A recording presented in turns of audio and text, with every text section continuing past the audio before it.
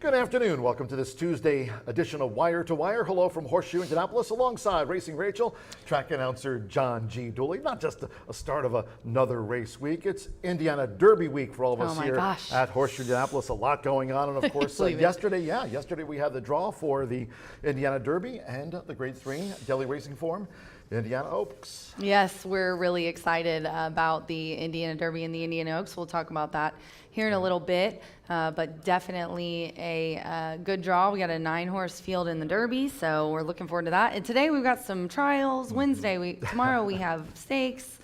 Or Friday we have stakes for the William Garrett and the Clarksville. On the 4th, Friday, the day before Derby. We've got a wonderful week, Derby week, leading up to our big event. Blue River Derby trials will be the final 3 here as part of the racing program. All main track card Monday into this morning. Thought I heard the heavy rainfall coming down, so wasn't sure. Then woke up to the note from our track superintendent that in fact all main track card. It's starting off muddy, but it's sunny skies. Looks like a nice forecast here for Indiana Derby week 2.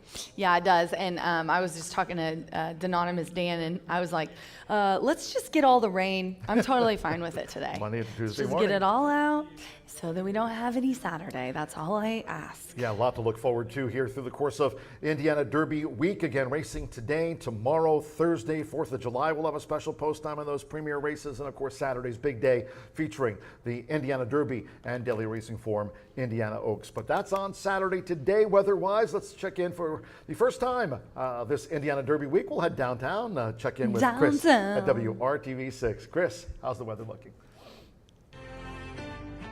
From Indy's streaming news leader, this is a WRTV update.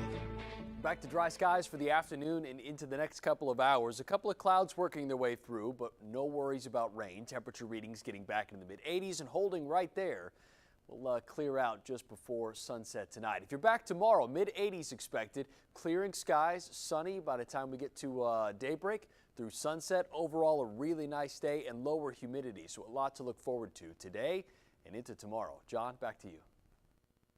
All right, Chris, we appreciate that forecast here for Indiana Derby week as we kick off today with that racing program. Mentioned 3 quarter-horse trials to close out our card today. Yeah. We had an all quarter-horse card here on Saturday featuring among those races on Saturday when we last raced the Heartland Futurity Trials. Thought he's a Hawkeye was very impressive, winning by open lengths. But overall, Edgar Diaz had 3 wins on the old quarter-horse card here on Saturday, and training triple from Claudio Barraza.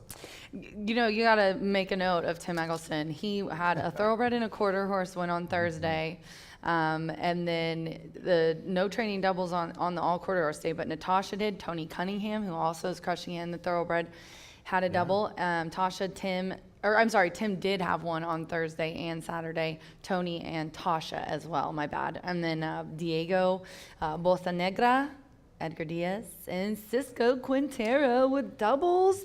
Triple for Claudio, and he has some nice horses in today, and then a riding triple like John just said for Edgar. Congratulations to Mitchell Merle, who had a double on Thursday as well. So too many. I couldn't make a decision, so I just said we'll just talk about them, but I did want to quickly just tell you guys that races 9, 10, and 11. I promise you won't be on camera, Darby's handing me my PP. Look, see, you're hidden. Thanks, Nobody Darbs. even knows you're here. Thanks, Darbs. I left my Derby PPs on the printer. I saw them. I took the script, but I left the PPs.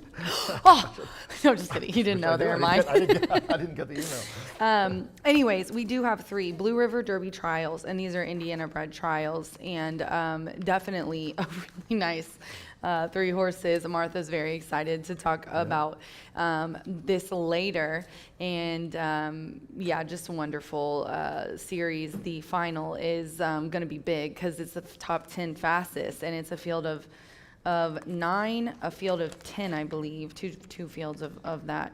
Field of 9, a field of 9, and then a field of 10. So I'm very much looking forward to those. Fernando Morin picking up a couple of mounts. Juan Marquez not riding on the card. So when we get through those Blue River Derby trials, just keep those jockey changes in mind. By the way, I mentioned the Heartland Futurity trials here for that all quarter horse card on Saturday. We had a nice turnout. The weather was perfect for Saturday's racing program. Also those Gordon Mobley Futurity trials as well. CV Denali won the opener. It was very impressive. Yeah, Edgar Diaz, as I mentioned, had 3 wins on Saturday's card, but a lot of great racing action. We had those trials, and the next all quarter horse card that's coming up this month on July 19th. So just mark that down. But obviously a big thoroughbred day, the biggest day of thoroughbred racing here in the state, coming up on Saturday at noon for the Indiana Derby and the Daily Racing Form Indiana Oaks. Today's contest, we got a contest for all of you joining us here on track. Brian Aragone's dad, maybe he wants to take part in the Jockey Agents contest. He was so nice to me today. It's obviously because Dad's here. He didn't make fun of me or do any sarcastic jokes. So it's only 1:30. It's only 1:30. He did just get here. Maybe Dad will go downstairs and Brian will start with his normal shenanigans. Jockey Agents contest. If you're playing online, Horseshoe Indy Contest at gmail.com, and maybe you're joining Brian's dad and taking part with today's contest. If you're joining us here on track, awesome. First Floor OTB. It runs through the 15th of this month, and we're starting to talk about 4th of July and the big day coming up here on Saturday. But if you're tuning in here to Wire, joining us here on track or online, again, Horseshoe Indy Contest at gmail.com. Today's contest is the Jockey's Agent contest, and that'll wrap up with the grand finale here on July 15th. That $1,500 finale coming up on the 15th of this month. Speaking of Indiana Derby week, biggest day of the season deserves a big Indiana Derby week, and we've got some NHC qualifiers coming up for all the handicappers looking to punch their ticket to Las Vegas, and of course, as so many do, we've got those contests coming up on the 4th of July and on the 5th, and of course in December.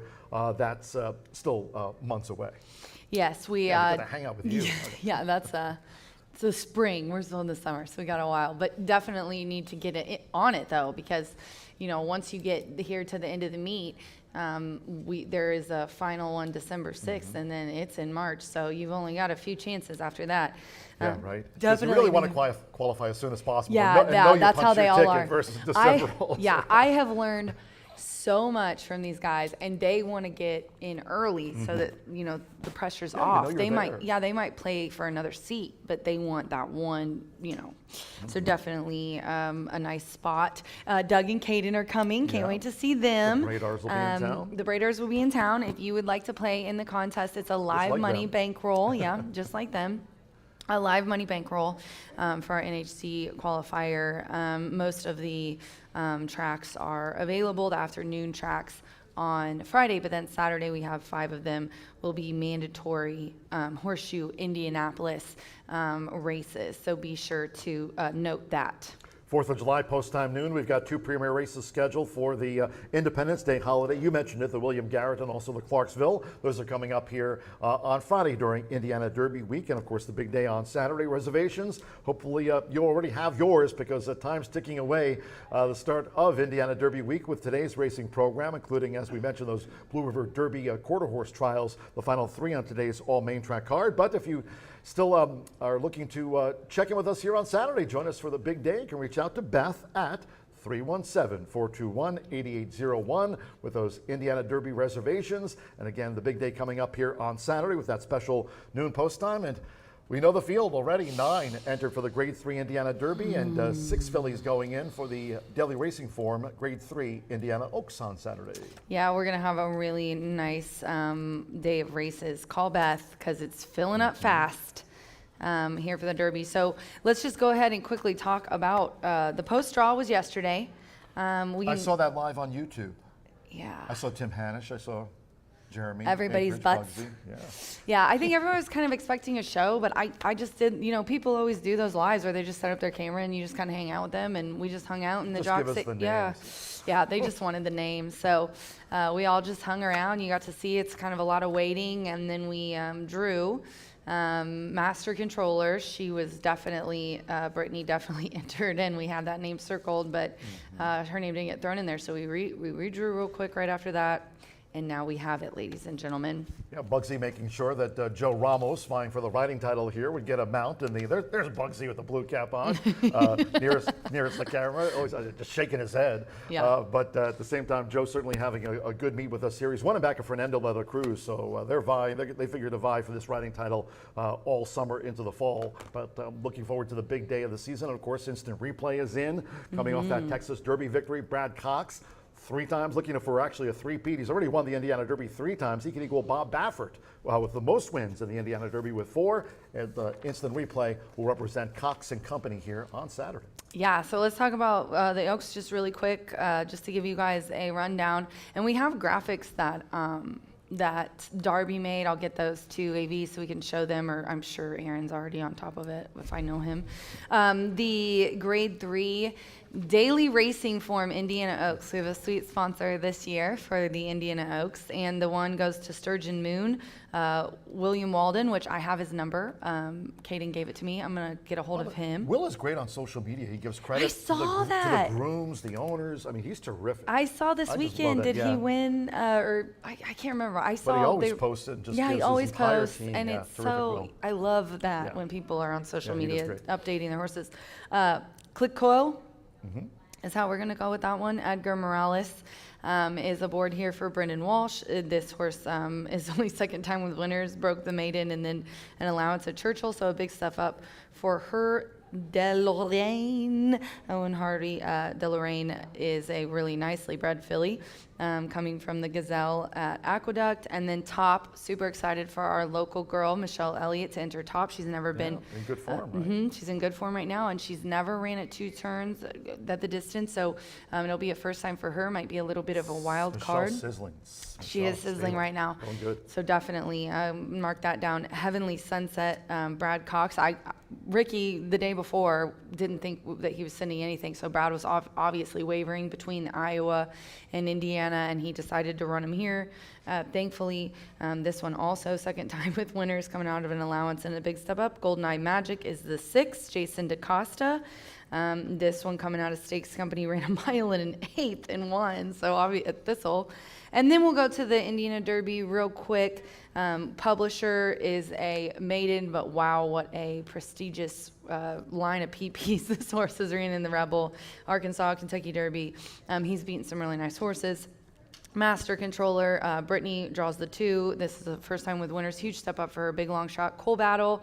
Really excited to get to talk to him. We just got a note from Jenny, actually, that she talked to the owner of Coal Battle. And she also just said that he was great. He has owned some grocery stores, and July 4th is a huge day for them. But he does not care. He's leaving July 3rd and coming up for the race. She's kind of working on some more info for me, but she hasn't talked to Lonnie yet. Me and one of the interns were talking about how exciting that story with Lonnie was like the best one, wasn't it? Yeah, during Oaklawn, during that winter. Yeah, meet, I got really like into that, and I just thought that guy was such. He's just a good old guy. His first graded stakes winner after all those decades of training. That was just. I love those. Everyone was rooting for Lonnie. Heart-filled stories. Yeah. Shan is the 4. Edgar Moger, Evan Roman's gonna run another step up for him as well. Chunk of Gold, I say he's our very own Ethan West. And Aaron Jay Love, your boy Jay Love, is gonna ride Chunk of Gold again after a second place finish in the Ohio Derby, wheeling him back after 2 weeks. But I already talked to Ethan. He said he came out of the race in good order. They were taking it day by day, and when I saw that he was in the entry box, I was like, sweet. I mean, like a 5-hour. I mean, Cleveland is not that far from here. No, it's really not. Less than 6 hours. Yeah, for sure. Round trip. It's the next state over, so definitely not a huge ask for him. Todd Pletcher brings Tip Top Thomas. Johnny V is gonna come, so we got Mike Smith and Johnny V in the house. Big Truz, Brian Lynch trainee coming out of a grade 1 race at Saratoga. Declan Cannon's up. Ramos is gonna ride Brother Kenny. Brother from another mother, William Morey trains, and then instant replay from Bad Cox, obviously a big one here in this race, coming out of some nice stakes races in Texas. So, and Ricky said he came out of that race really well. Brad, I saw also was quoted that he did. So, very exciting to see that. I thought that also real quickly we could go over some of Nathan's notes today too, because I kind of skipped him. Yeah, we're off the turf though. Just keep those in mind too. We are off the turf. So when you read these, he did say in race 1 though. I was just going to start in race 1 since we're 28 minutes, and then later we'll probably read some of them during our paddock previews. But Nathan, I call him my stat intern. He is the savant. Riker's my go-getter. Nathan's my stat king, and I'm your husband. You're my husband, work husband. Brian Uncle John over is here. the bane of Uncle my John. existence, and Darby is my little social media queen. So everybody has their own little hats.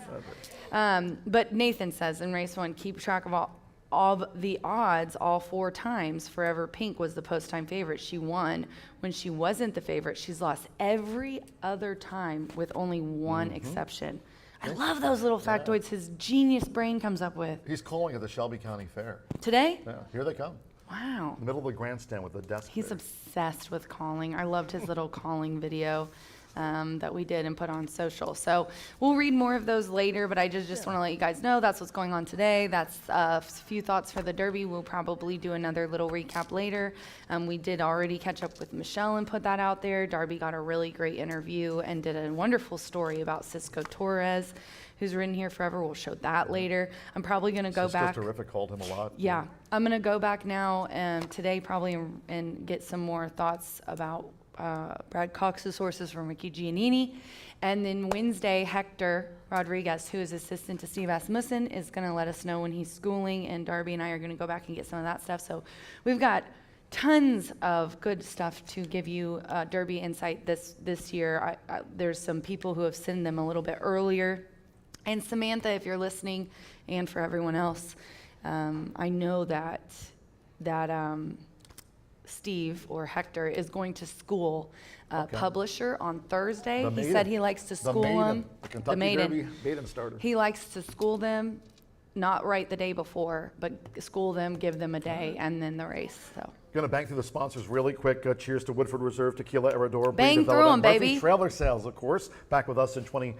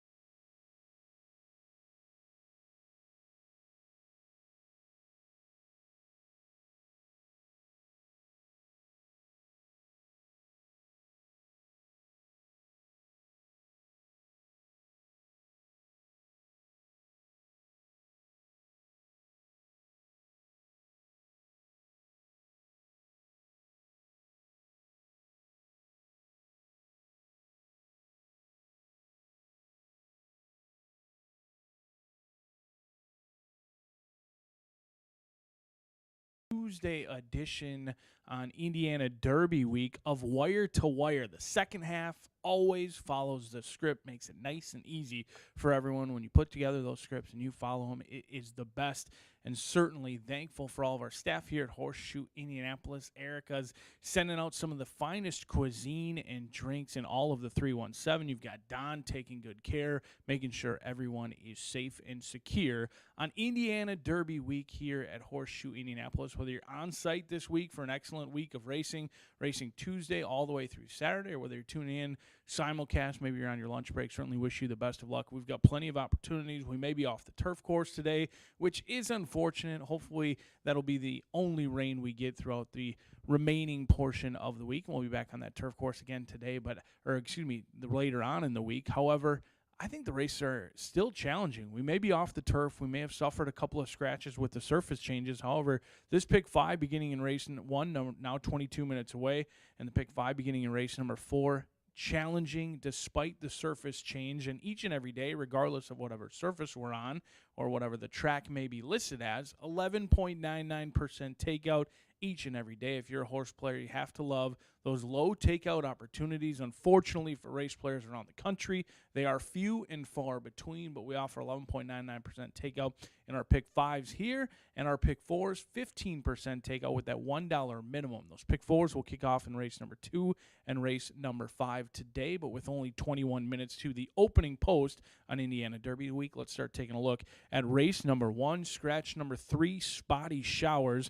3-year-old state-bred fillies, all running for a very nice purse, just under $45,000. 6 of them will go to the gate. 1.16 the distance. Now, the track currently listed as muddy. I do expect that to be upgraded throughout the day, but with the track listed as muddy in race number 1, I think number 6 is sneaky. Now, 15-1 morning line, currently taking a lot of early love. I don't think that's here to stay. I do believe the 2 or the 4 likely to go off favored, but Americana Anna has done little wrong in sloppy racetracks. Now, we're listed as muddy. There's still plenty of moisture in that surface, but the last 2 times this horse has touched a sloppy racetrack has been dominant in both victories at the allowance level back in 2024, then off of a long layoff. In fact, a year to the date later came and absolutely romped. Now, that was at 8-1, 2-1. I don't like this price nearly as much, but I do think this horse is likely to drift up in here. Michelle Elliott having herself a very nice meet, and it would be an excellent start with that 15-1 morning line to kick off the pick 5 with 2, 4, and 6. 3 coats, very obvious. Michael Lauer, second start off the layoff, turf to dirt in play. A horse who does have 3 victories despite a lot of the recency coming on the turf course. And then Forever Pink. We'll see if there's any stink in Forever Pink today with Joe Ramos, a 5-time winner from 12 starts. The 5-year-old gray mare does love to win, but you have to question the Indiana bred taking all the way until July to make it back to the races for Forever Pink. Race number 2 kicks off that $1 minimum, pick 4, 15% takeout, 5.5 furlongs the distance, no scratches and no changes. I think this is a challenging race in here. I don't necessarily love what I've seen. This feels like a race where you close your eyes and throw a dart. So in those races that I'm not overly comfortable or overly confident in what I see in the racing form, I usually try to look for horses that are somewhat unproven, could have a ton of upside, or could improve.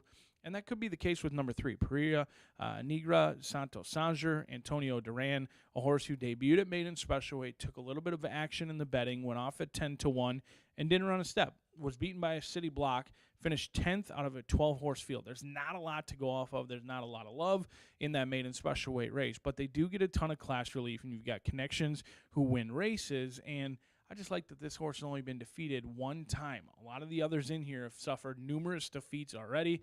I'm not all that impressed with what I see.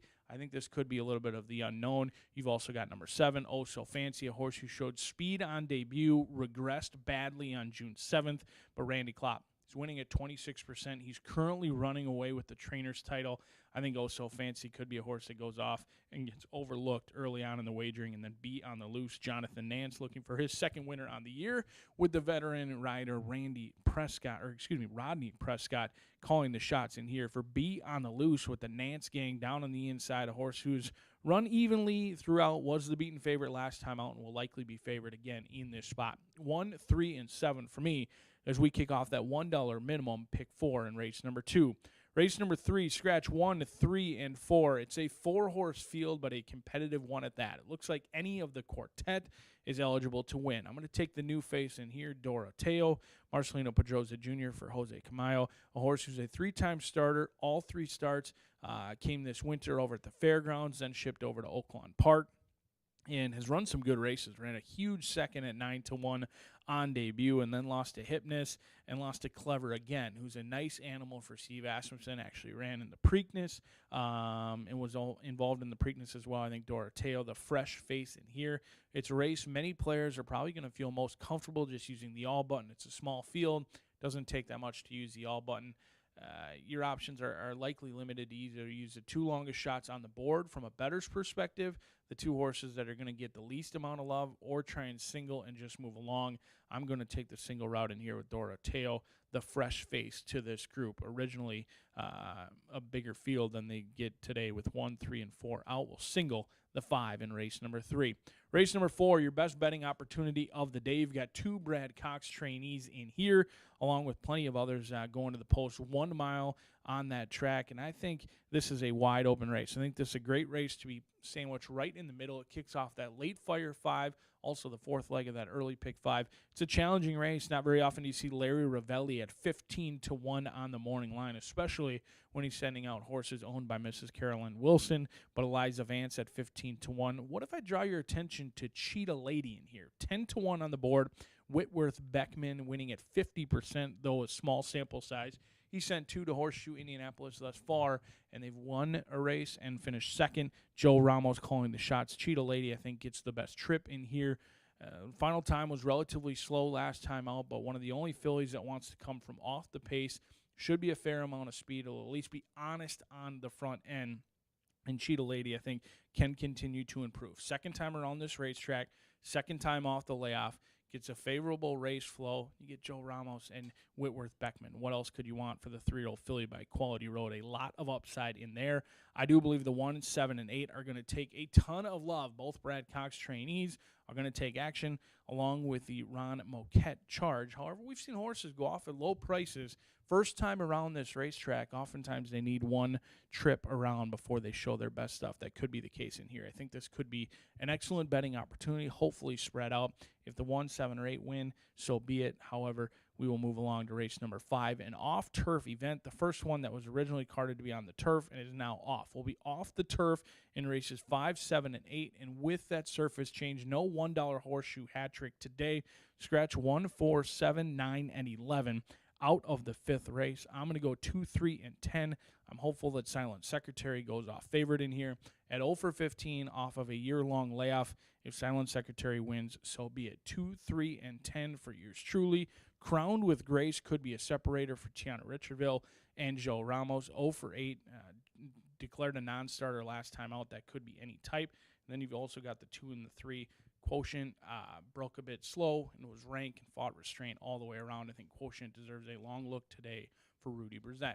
We are 14 minutes away from the opener. The best man in the business. His sweet melodic voice will bring music to your ears all day long, but he'll take you through today's scratches and changes as we're 14 minutes away from the opener right here at Horseshoe Indianapolis. Good luck.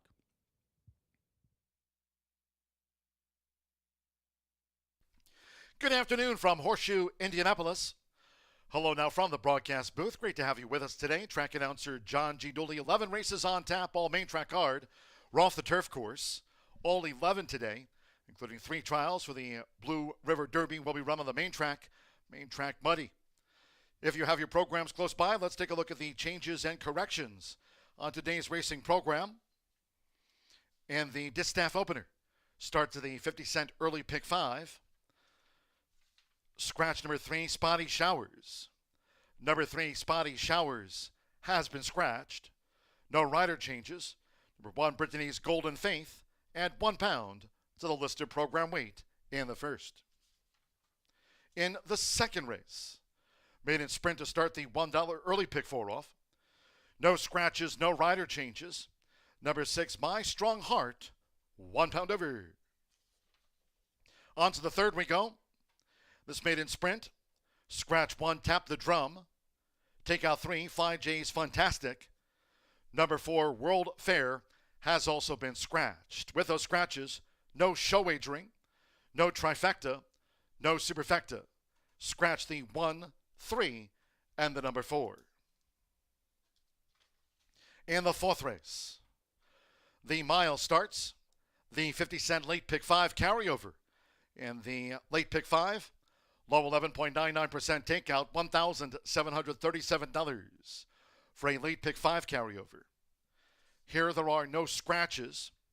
Number 4, Talent Show, a jockey change to Jose Gutierrez.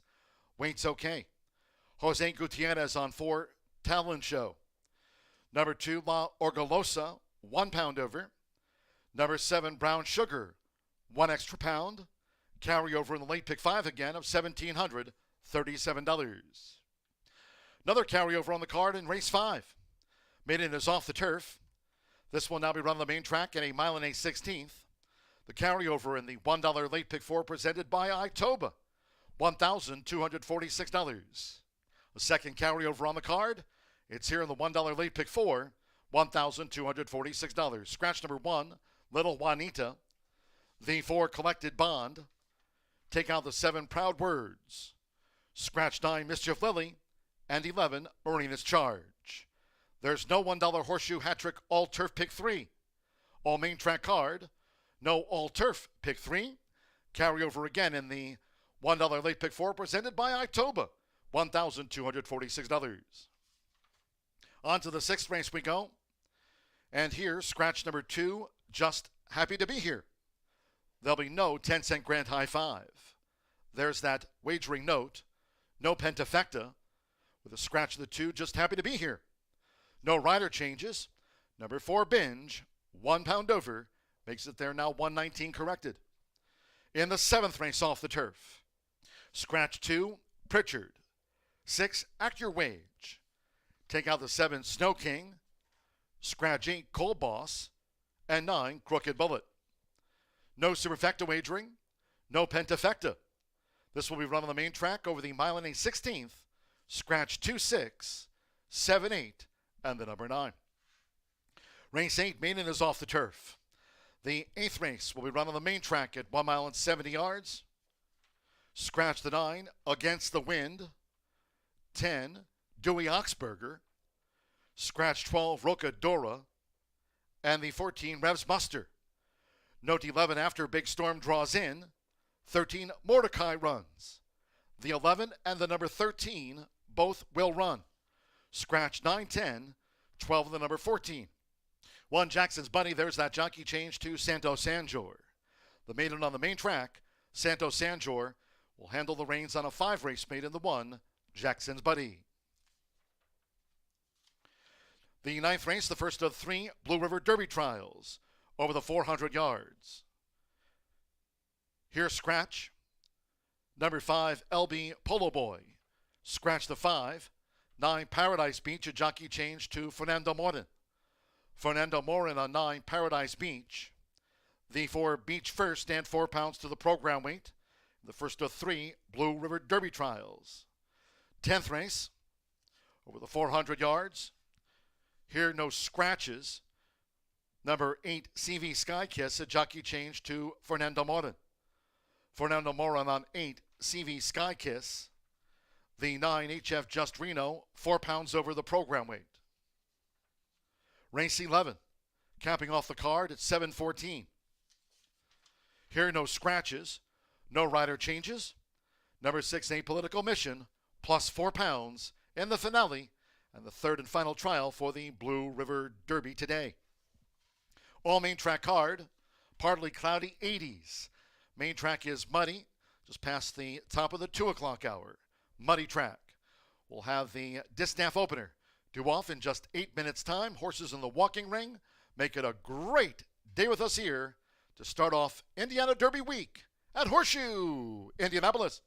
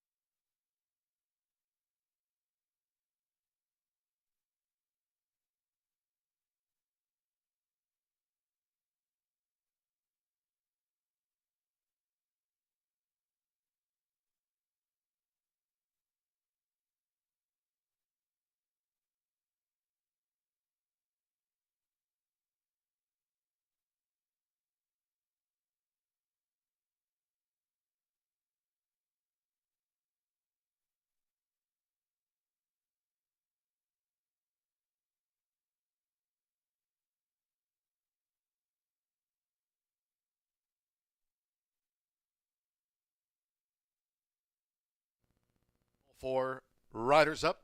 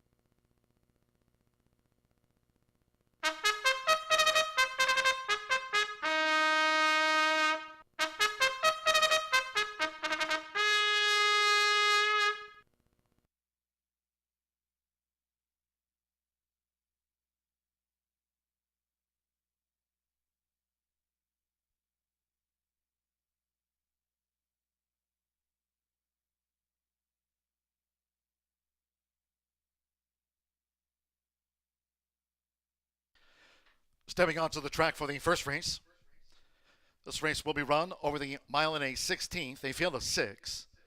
Number 3, Spotty Showers, has been scratched. Scratch the 3, Spotty Showers.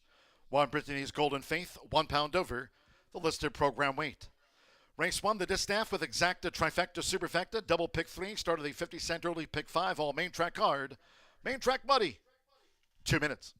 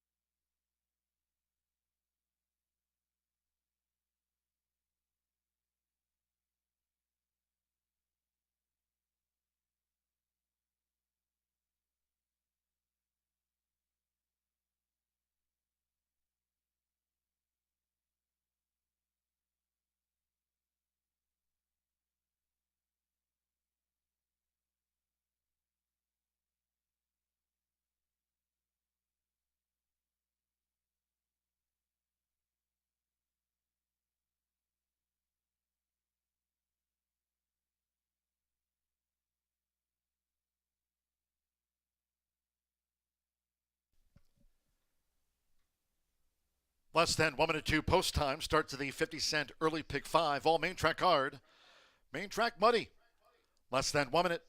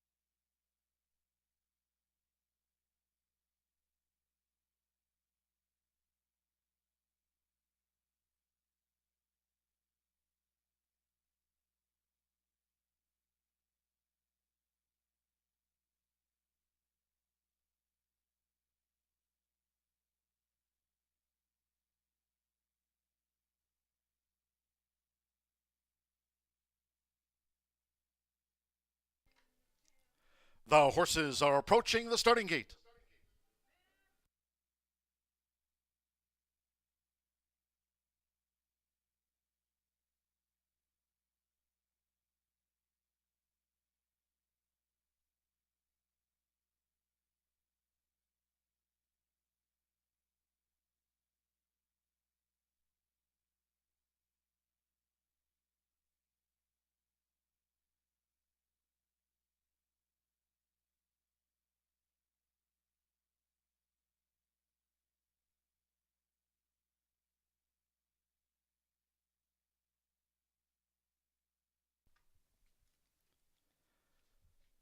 The horses have reached the starting gate.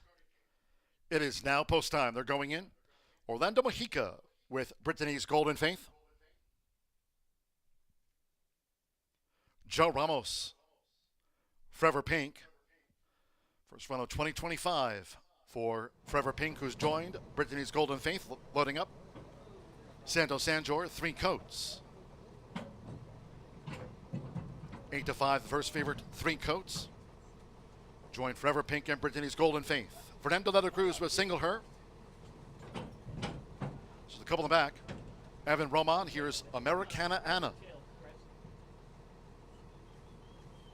Over the mile and make 16th, one more. Luis Contreras with Sassy Katie. Only 11 races today on the main track. Main track muddy to start Indiana Derby Week. They're in the gate. Point running at Horseshoe Indianapolis. Forever Pink sharply away. Single Her showing speed. Brittany's Golden Faith settles with the rail. An early bid by Americana Anna. And on the outside, Sassy Katie, while 3 coats has dropped back to last as they enter the first turn with Fernando de la Cruz. Single Her has the early lead with 7 furlongs to run. An easy early lead for Single Her. Single Her leads by a length and a half to Americana Anna. Nearest the inside, the gray, Forever Pink, making her 5-year-old seasonal bow. She's running in third after a sharp start and joined by Sassy Katie in the red cap. Brittany's Golden Faith is second to last, while 3 coats trails here in the Tuesday opener. Muddy track listed, quarter 24.75 seconds. Single Her, the single speed. Single Her leads here to the half-mile pole from Americana Anna, remains second and close up by 2. Then toward the inside, Forever Pink is in a battle for third. With on the outside, Sassy Katie and Brittany's Golden Faith in the purple cap between rivals. 3 coats trails, 7 lengths from tip to tail, and in charge still of the pace, Single Her. Clocked a half mile unopposed in 49.30 seconds with Fernando de la Cruz. Single Her but now with inside 3 furlongs to go. While Americana Anna is poised for a bid with Evan Roman coming past the quarter pole together. And then Brittany's Golden Face, Sassy Katie, Forever Pink showed speed but has dropped back and is picked up by 3 Coats as the filly and mares turn for home. 3/4, 1 minute 13.51 seconds. Americana Anna took the lead. Brittany's Golden Faith with a charge. On the outside, here's 3 Coats, who's up to a full head of steam for Santo Sanjor, and it's 3 Coats who's taken charge past the 16th. 3 Coats wins back-to-back. 3 Coats by 2.5 from Americana Anna. Brittany's Golden Faith was third. Single Her finished fourth.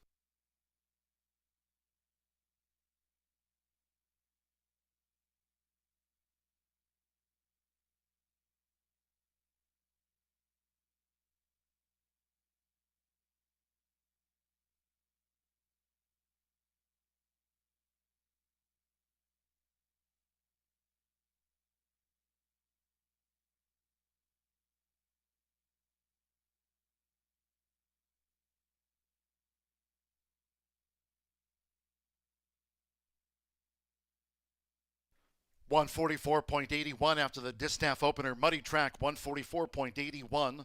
4.615, the unofficial. Number 4, 3 Coats. At 8-5 was first. 6, Americana Anna. 6-1 on the runner-up. 1, Brittany's Golden Faith at 2-1 third. Then a gap. Number 5, Single Her. At 6-1 back in fourth. Hold all bets until official. Last to first.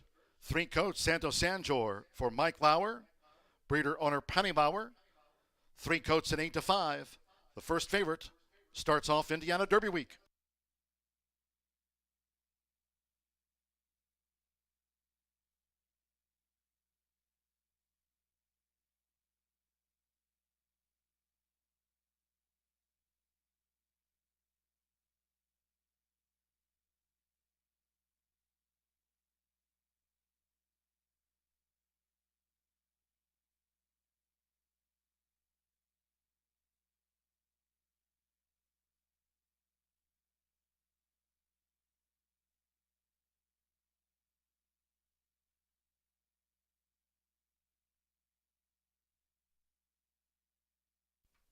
And the Murphy Trailer Sales winner circle number 4, 3 Coats. Santo Sanjor with a green rally cap on. 3 Coats is a 4-year-old dark bear brown filly by Painter. At a AAA by Arch. The winner was bred here in the Hoosier State by Mike Lauer and Penny Lauer. Mike Lauer trains the now 6-time winner for Penny Lauer. Wins back-to-back for 3 Coats.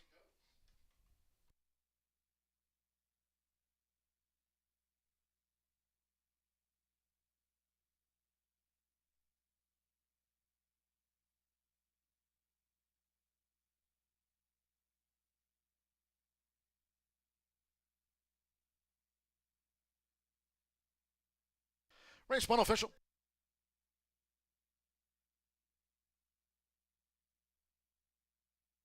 First results in.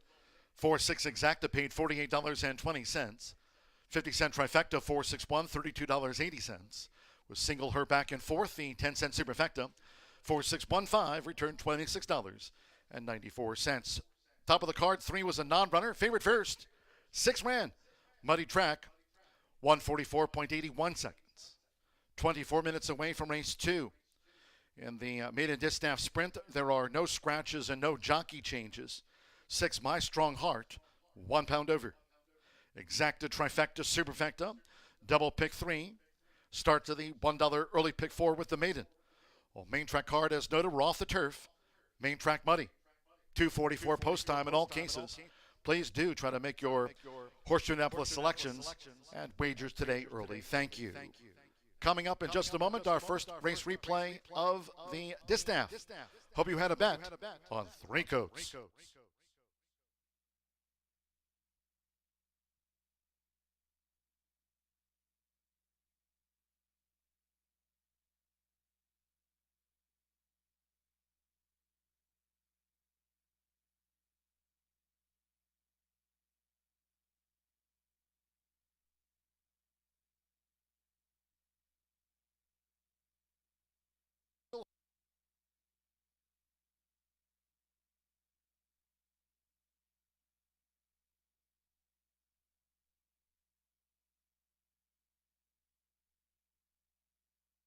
in the gate. Point running at Horseshoe Indianapolis. Forever Pink sharply away. Single Her showing speed. Brittany's Golden Faith settles with the rail. An early bid by Americana Anna. And on the outside, Sassy Katie, while Three Coats has dropped back to last as they enter the first turn with Fernanda de la Cruz. Single Her has the early lead with 7 furlongs to run. An easy early lead for Single Her. Single Her leads by a length and a half to Americana Anna. Nearest the inside, the gray, Forever Pink, making her 5-year-old seasonal bow. She's running in third after a sharp start and joined by Sassy Katie in the red cap. Brittany's Golden Faith is second to last, while Three Coats trails here in the Tuesday opener. Muddy track listed, quarter 24.75 seconds. Single Her, the single speed. Single Her leads here to the half-mile pole from Americana Anna, remains second and close up by 2.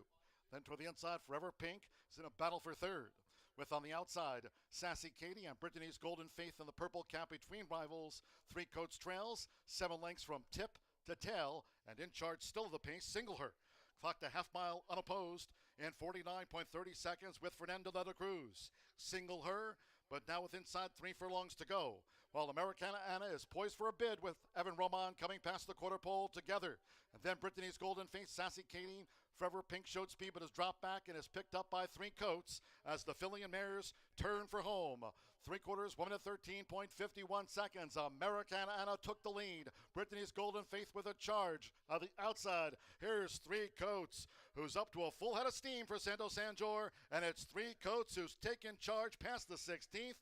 Three Coats wins back-to-back. Three Coats by 2.5 from Americana Anna. Brittany's Golden Faith was third. Single, they're in the gate.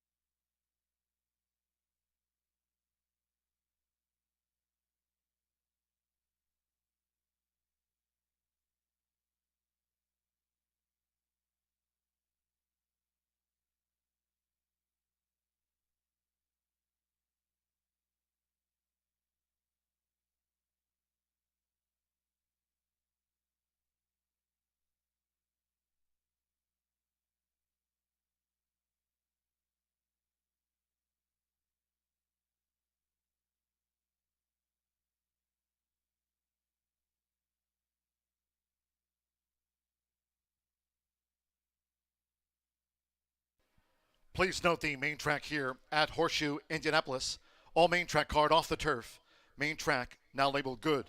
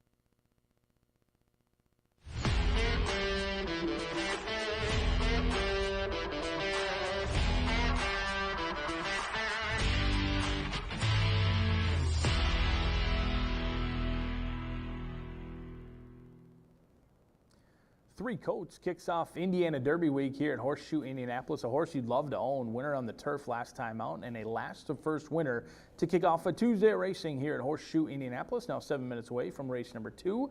If you're a horizontal player, we do kick off the $1 minimum pick 4, 15% takeout each and every day right here at Horseshoe Indianapolis. We'll be on that main track.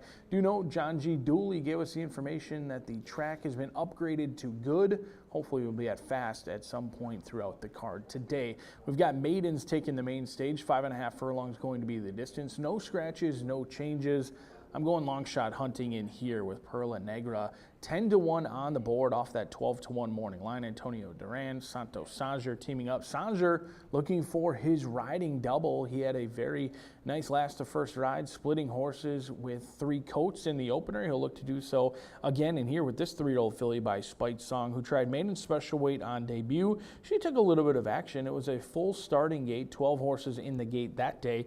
Did finish 10th, only beat 2 horses home and lost by 16.5 lengths. Now, there's not much to write home about. You kind of have to read between the lines or guess between the lines. But this horse tried maiden special weight, down to maiden claiming. You've got a rider who's been winning races at a very high rate here recently, including our opening race. The mare, she was unraced. However, she has produced a winner in El Macchiano. We've seen competitively here at the allowance ranks for some time. So the sibling's a winner, second full in here, getting a ton of class relief. A horse who is lightly raced with a lot of upside in a field that maiden claiming. Not many of them have performed or at least been all that consistent. They're all looking to do something for the first time. And frankly, the 3 has lost the least compared to the rest in this field in here and is going to be a great value player in here, 7-1. But it's only value if they win. We'll see how it works out with Perla Negra and Santos Sanger's pursuit of a riding double through the first 2 races. But on the outside, you've got our leading trainer at a big price. Why would you want to leave off Randy Klopp at 26% in here? Reese Ranch owns this one and bred the 3-year-old filly. Luis Contreras is going to be calling the shots in here, as he has each and every time for Reese Ranch. But they're getting the leg up. 5 minutes away from race number 2. You've got Randy Klopp, 26% winning, and he's a huge price. Perla Negra on the class drop on there, on the toes, on the muscle for that 3-year-old filly by Spite Song. But they all have to beat B on the loose for Jonathan Nance and Rodney Prescott. 0 for 5, but taking a ton of action at 9-5. A field of 7 fillies, all looking for their first career victory. They'll battle it out as we kick off the $1 pick 4 right here at the Shoe.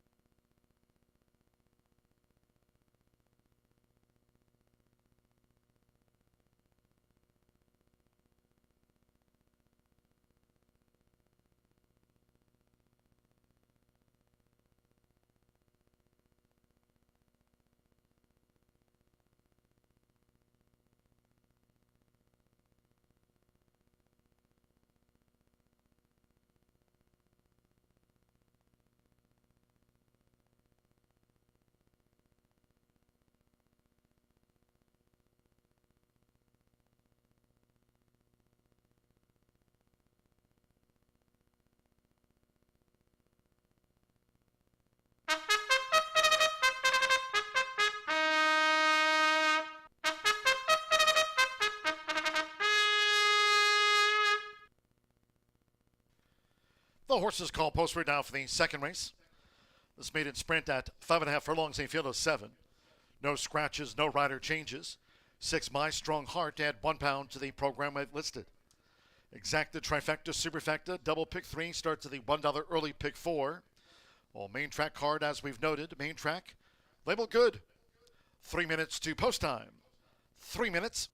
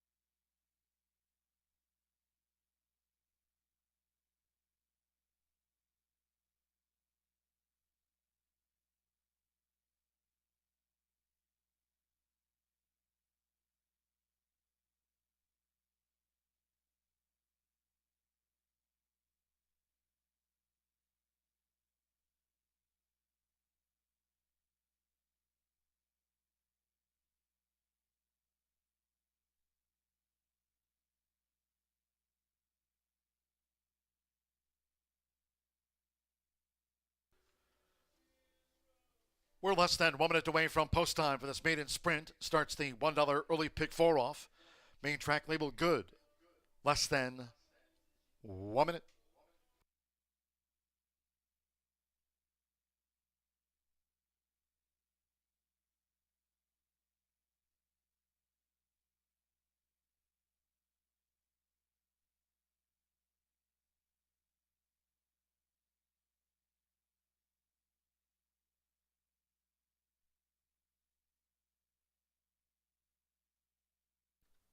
The horses are approaching the starting gate.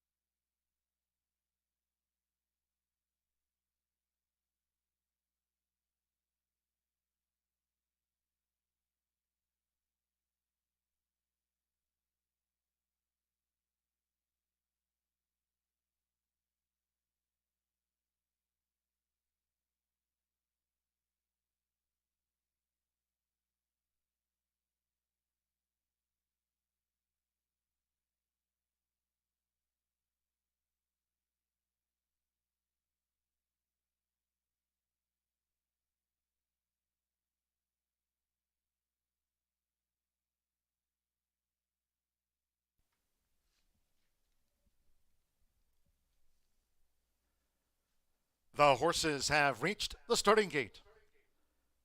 It is now post time. Loading in front of starter Ray Kuick. Rodney Prescott, Be on the Loose.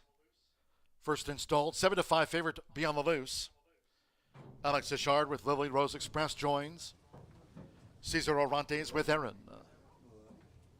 Fernando de la Cruz, Say Yes Annie going in.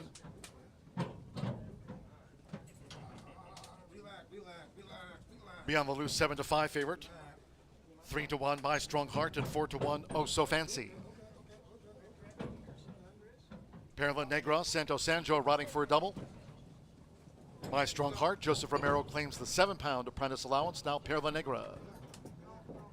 And 5.5 furlongs. One more. Luis Contreras, twice started Oh So Fancy. Main track now labeled good here at Horseshoe Indianapolis. Seconds of the day, all in line.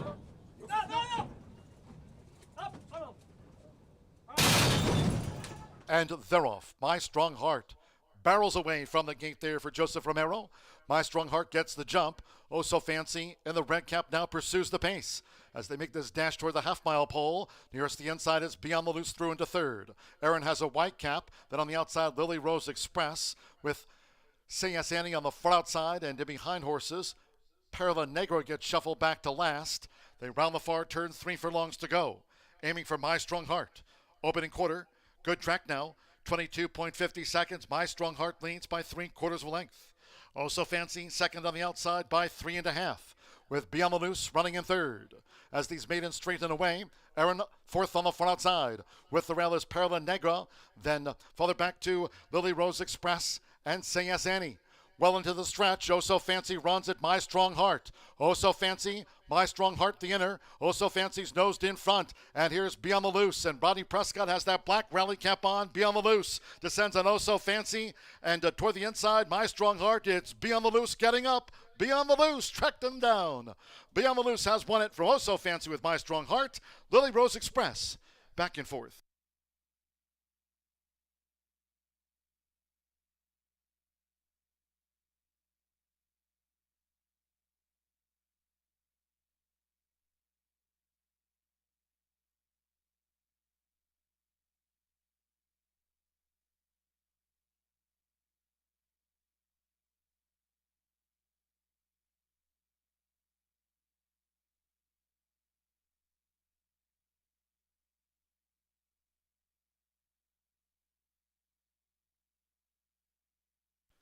106.09 after the maiden dash. Good track, 106.091. Be on the Loose. 3-2 was first. The judges will examine a photo before posting the remaining order finish. Rodney Prescott. 3-2 on Be on the Loose, son of Harbor the Gold. Gets off the mark in his sixth run for Jonathan Nance. It's Be on the Loose.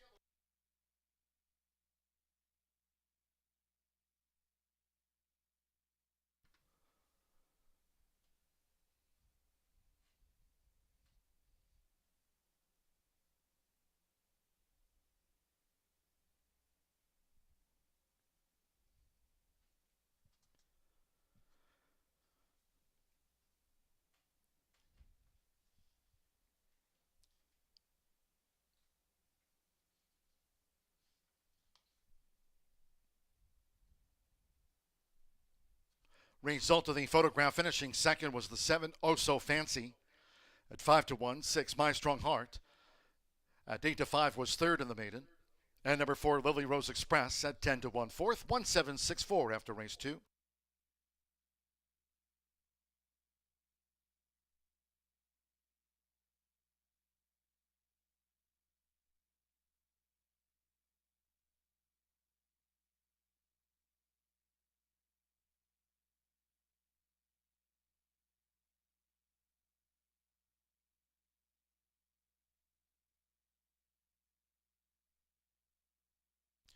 Returning to the Murphy Trailer Sales Winner Circle, the 1, Be on the Loose with Rodney Prescott. Race 2 official, Be on the Loose is a 4-year-old Chestnut filly by Harbor the Gold. And a Sasha B by Is It True? Jonathan Nance trains for Shelley Nance. Horseshoe Indianapolis congratulates the winning connections of Be on the Loose out to the maidens fillies ranks.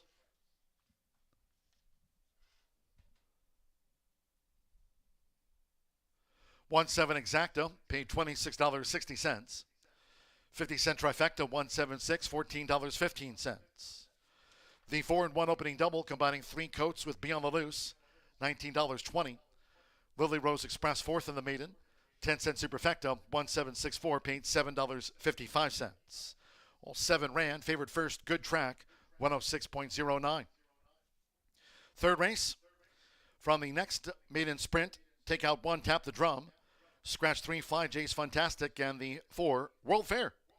There'll be no trifecta, no superfecta wagering, no show wagering, no show, no trifecta, no superfecta. Scratch 1, 3, and the number 4. Win place, exacta, double, the start of another 50-cent rolling pick 3 with the maiden dash. Post time in 21 minutes at 3:15.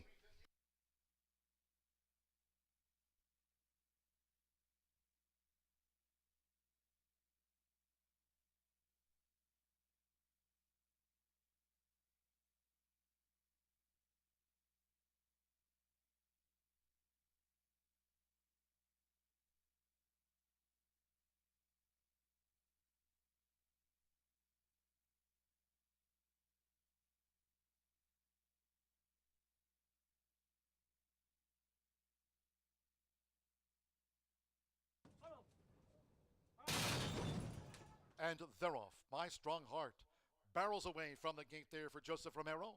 My Strong Heart gets the jump. Oh So Fancy in the red cap now pursues the pace as they make this dash toward the half-mile pole. Nearest the inside is Be on the Loose through into third.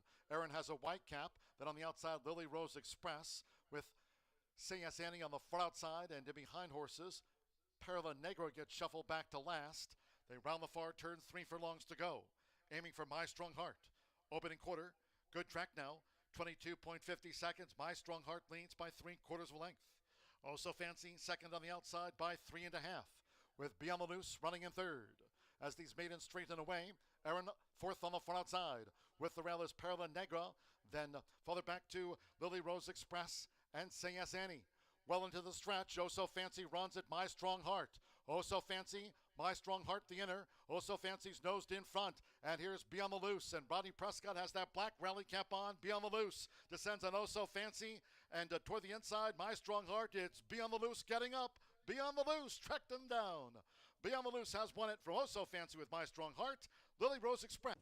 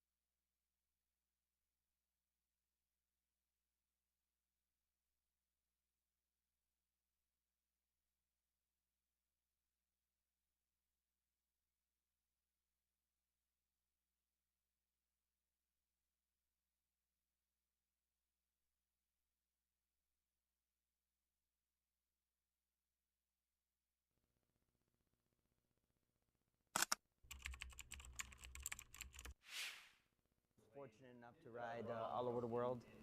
I went over 3,500 races. I was in Saudi Arabia for over 5 years. I was blessed to ride 2 Kentucky Derbies. The Indiana Derby, which I won in 1996.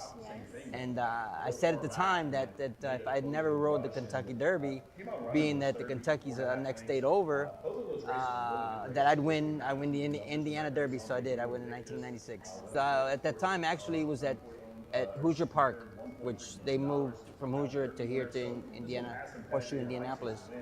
It was 1996, like I said earlier. The horse's name was Canyon Run. It was part of an entry, and I was blessed enough to win the Indiana Derby.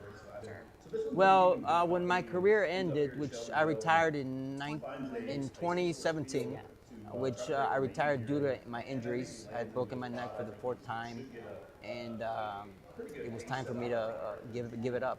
Unfortunately, I didn't want to quit riding, but it was time to really seriously walk away. And I had a couple avenues to take. I was looking into being a steward, which I still am.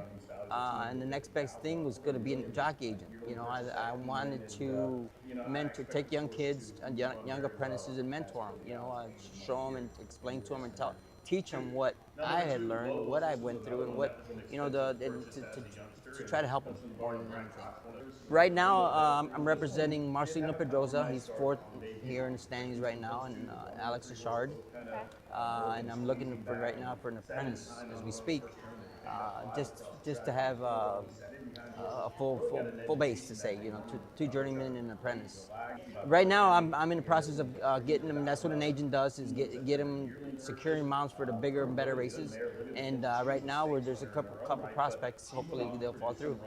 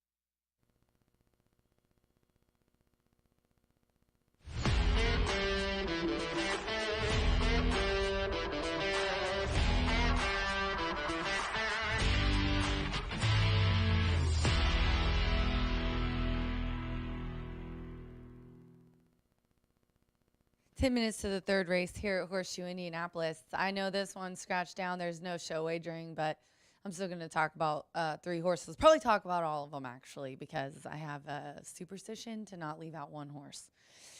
So let's start with the 7, who is right now at 6-5, behind the 5, who is the favorite at 4-5. Life's Reward.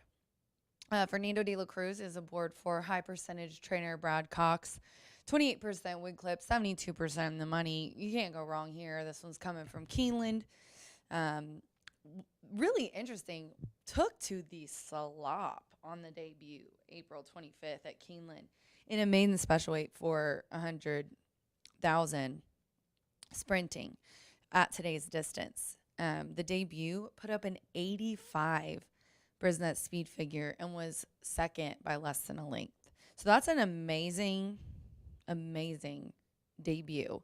And that was in April. Then they took May off. Comes back in June at Churchill, went up to 7, caught a fast track, really tough maiden special weight, kind of was too wide between horses, and then just didn't have anywhere to go. Ended up 5th in that race. Now, we're back to 6 furlongs. We have a track with a little bit of moisture in it. No, it's not sloppy, but it did rain this morning. And I think that he's going to like that. This is a 3-year-old colt by Into Mischief, Distorted Humor Dam. I mean, this is a really well-bred guy. Then I'm going to go to the 5, who's the current favorite at 4-5, Doroteo. Doroteo is trained by Jose Camejo and is a 3-year-old colt by Bolt Dioro. Lemon Drop Kid Dam, another good breeding. This one's had 4 months off. And off of that layoff, out of kind of a smaller percent or smaller number, is 18%. Not bad on this kind of freshening. Put in a bullet work on June 14th. And the last race was 2 turns. Both of the races on the slop and sprinting were good. 2nd and 3rd place finishes. So you got to think sprinting and on a track that, has a little bit of moisture in it, Doroteo is going to run well too. Then I'll put in Burgess and Rogelio Labra, which his percentages are good, but he's been consistently hitting races. We haven't said, he's had a double, a triple, or whatever. But he is consistently hitting the board, and he is consistently having race days where he's winning. So I've had Labra kind of in the back of my mind, and I just thought that this one would be a good one to put in for your try at 5-1. Burgos, out of the last 16 racing days, 5 wins, 2 seconds, and a third. So 8. So about half of those end up in the money finishes. He's a safe across the board bet on whatever he's riding. Coming from Kentucky, but did run here last year. And as you can see, some of his best races were here in Indiana. Last August, a 2nd place finish. In September, a 2nd place finish, only beaten half a length. So has been really close here. When he went to Kentucky, I think it was just too tough for him, so he's dropping down in class. But that last race at Churchill was good. He was 3rd versus Tuffler, and he put up an 87. That's higher than the 7's best of 85. I just don't know if Chalice wants to win or not. I'm going to go ahead and mention, just because of my superstition, the 6, which is the longest shot on the board. But if it's the longest shot of the board and I don't talk about it and I leave out one horse, that's always the horse that wins. So Keith's here riding today for Dad Steve, obviously, Steve Asmussen. They've got a couple of live ones here today, I think. Later, Homer's Odyssey. Another one dropping down in class. But look at all this trouble this poor guy has gotten into. Gets to the inside and checked, then veers out. Got a super wide trip and tired his poor self out. Then he was bumped at the start last time. At the start, I'd really like to know what Hector thinks of this horse from just getting him in the barn. But he is a big, good-looking guy. I mean, he don't miss a feed day, that's for sure. That boy is thick and he looks good, even though he's the longest shot on the board. And he's very excited, and something just spooked the crap out of him. But good job at the groom on grabbing him. Now that he's done that, I'm putting some money on the 6. We are just 5 minutes to the 3rd race here at Horseshoe Indianapolis. There's no try, no super, no show, but still some nice horses. I think you could make a little bit in here. The 7, Life's Reward, is who I'm going to go with on top, though. Good luck.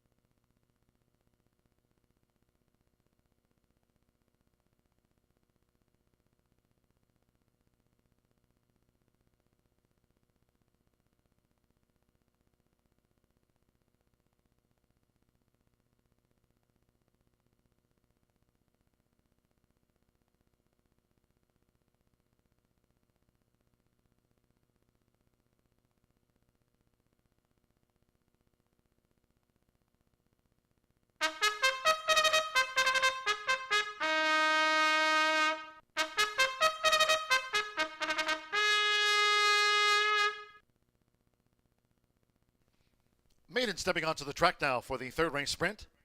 This at 6 furlongs, a field of 4. Scratch 1, tap the drum. 3, Fly J's Fantastic, and take out the 4, World Fair. With those scratches, no show, no trifecta, no superfecta wagering. Scratch the 1, 3, and the number 4, Win Place. Exacta, double pick 3. Track good, 2 minutes.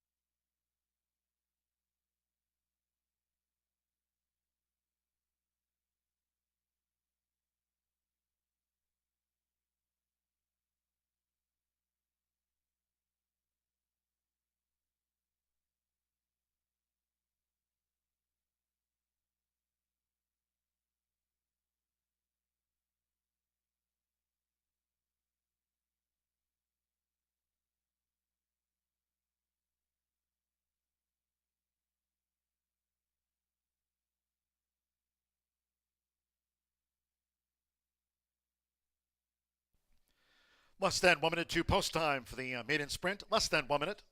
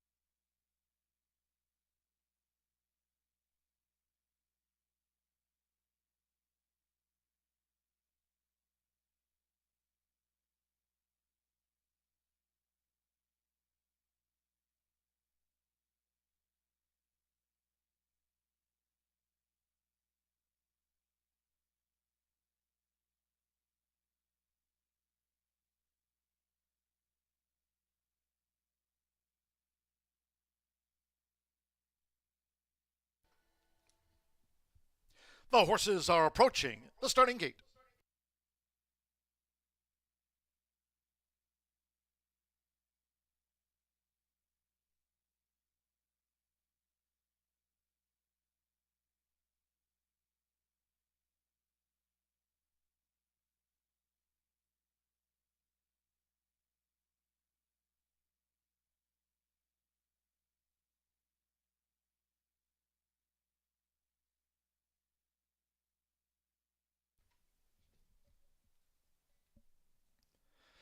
The horses have reached the starting gate. It is now post time. They're going in. Alberto Burgos with Chalice, the son of Constitution, the first of 4 into the gate for this maiden sprint. Marcelino Pedrosa Jr. with Doroteo joins Chalice. Keith Asmussen with Homer's Odyssey. At 6 furlongs, standby. One more. Fernando de la Cruz with the son of Into Mischief. Up comes Life's Reward. Twice started this season in Kentucky. Main track good. All in. And they're off. And here's Doroteo. Doroteo with Homer's Odyssey with Life's Reward and Chalice. And across the track as they make this dash toward the half-mile pole from the rail now for Alberto Burgos. So it's Chalice making his 17th career run, and Chalice takes the top as they head toward the far turn with Keith Asmussen, Homer's Odyssey second and close up, Fernando de la Cruz and Life's Reward in the hot pink with the black diamond belt and cap, and near the rail for Marcelino Pedrosa Jr., Doroteo trails as they round the far turn, close in field, opening quarter, 22.77 seconds. Around the far turn that way, Chalice, Homer's Odyssey, Doroteo, and on the outside, Life's Reward getting the cue now to gain as they come toward the quarter pole. Chalice with Homer's Odyssey right there on the outside as these maidens now level up. Life's Reward on the outside, and Doroteo just has that gaping hole now to come through. And here's Doroteo, who's charging through inside of Chalice. 1 furlong to go. Homer's Odyssey is now third. Life's Reward is back in fourth. Up the rail for Marcelino Pedrosa Jr., Doroteo.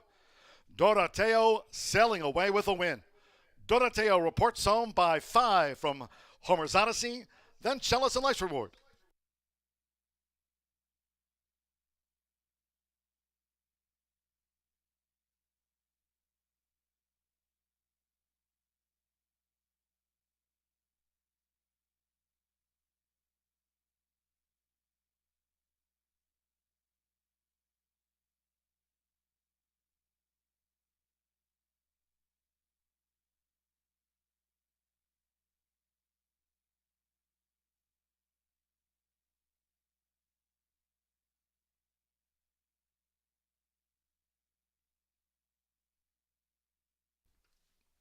.109.31 for a maiden clocking.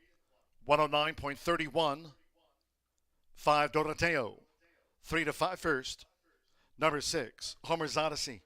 12-1 second for the exacta. There was no show, no trifecta, no superfecta. 2 Chalice third, and 7 Life's Reward was fourth. 5, 6, 2, 7 Marcelino Pedrosa Jr., the son of Bolt Doro, getting off the mark in his 4th run for trainer Jose Camejo in town today.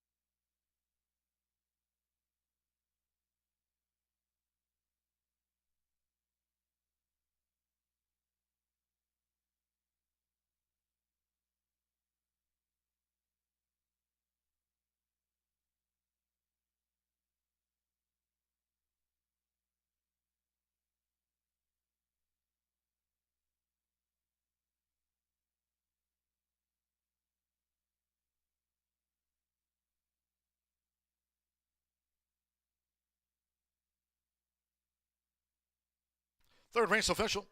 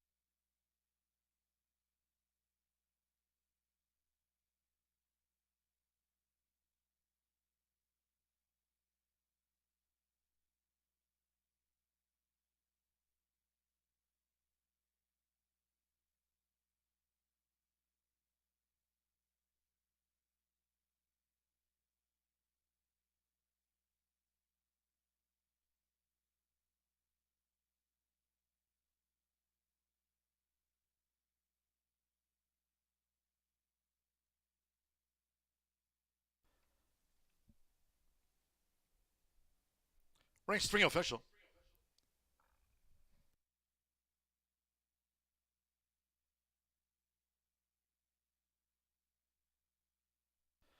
The winning groom leading in the 5, Doroteo, with Marcelino Pedrosa Jr. Doroteo is a 3-year-old dark bay or brown colt by Bolt Doro at a place card by Lemon Drop Kid. There's winning trainer Jose Camejo. Trains for Stade Igual, Kevin Stedman, and Span Investments Incorporated. Horseshoe Indianapolis congratulates the winning connections. Doroteo out to the maiden ranks at the shoe today. 109.31. 5-6 exacta. Paid $26.20. 1-5 double, $9.80. Chalice was third. The first pick 3 of the day. 50-cent pick 3 worth $7.60. Combining 3 coats with Be on the Loose with Doroteo. The pick 3, $7.60. In the maiden, the 1, 3, and 4 were the non-runners. Favorite first, Doroteo, 109.31. 4 faced the starter.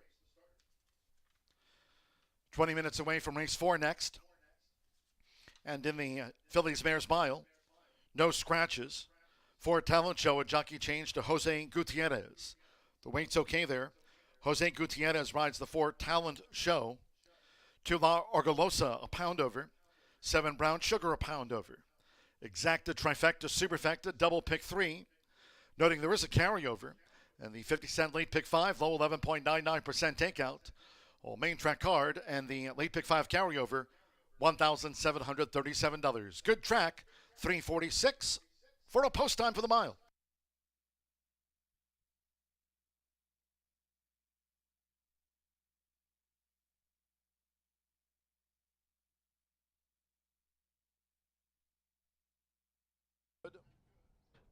All in.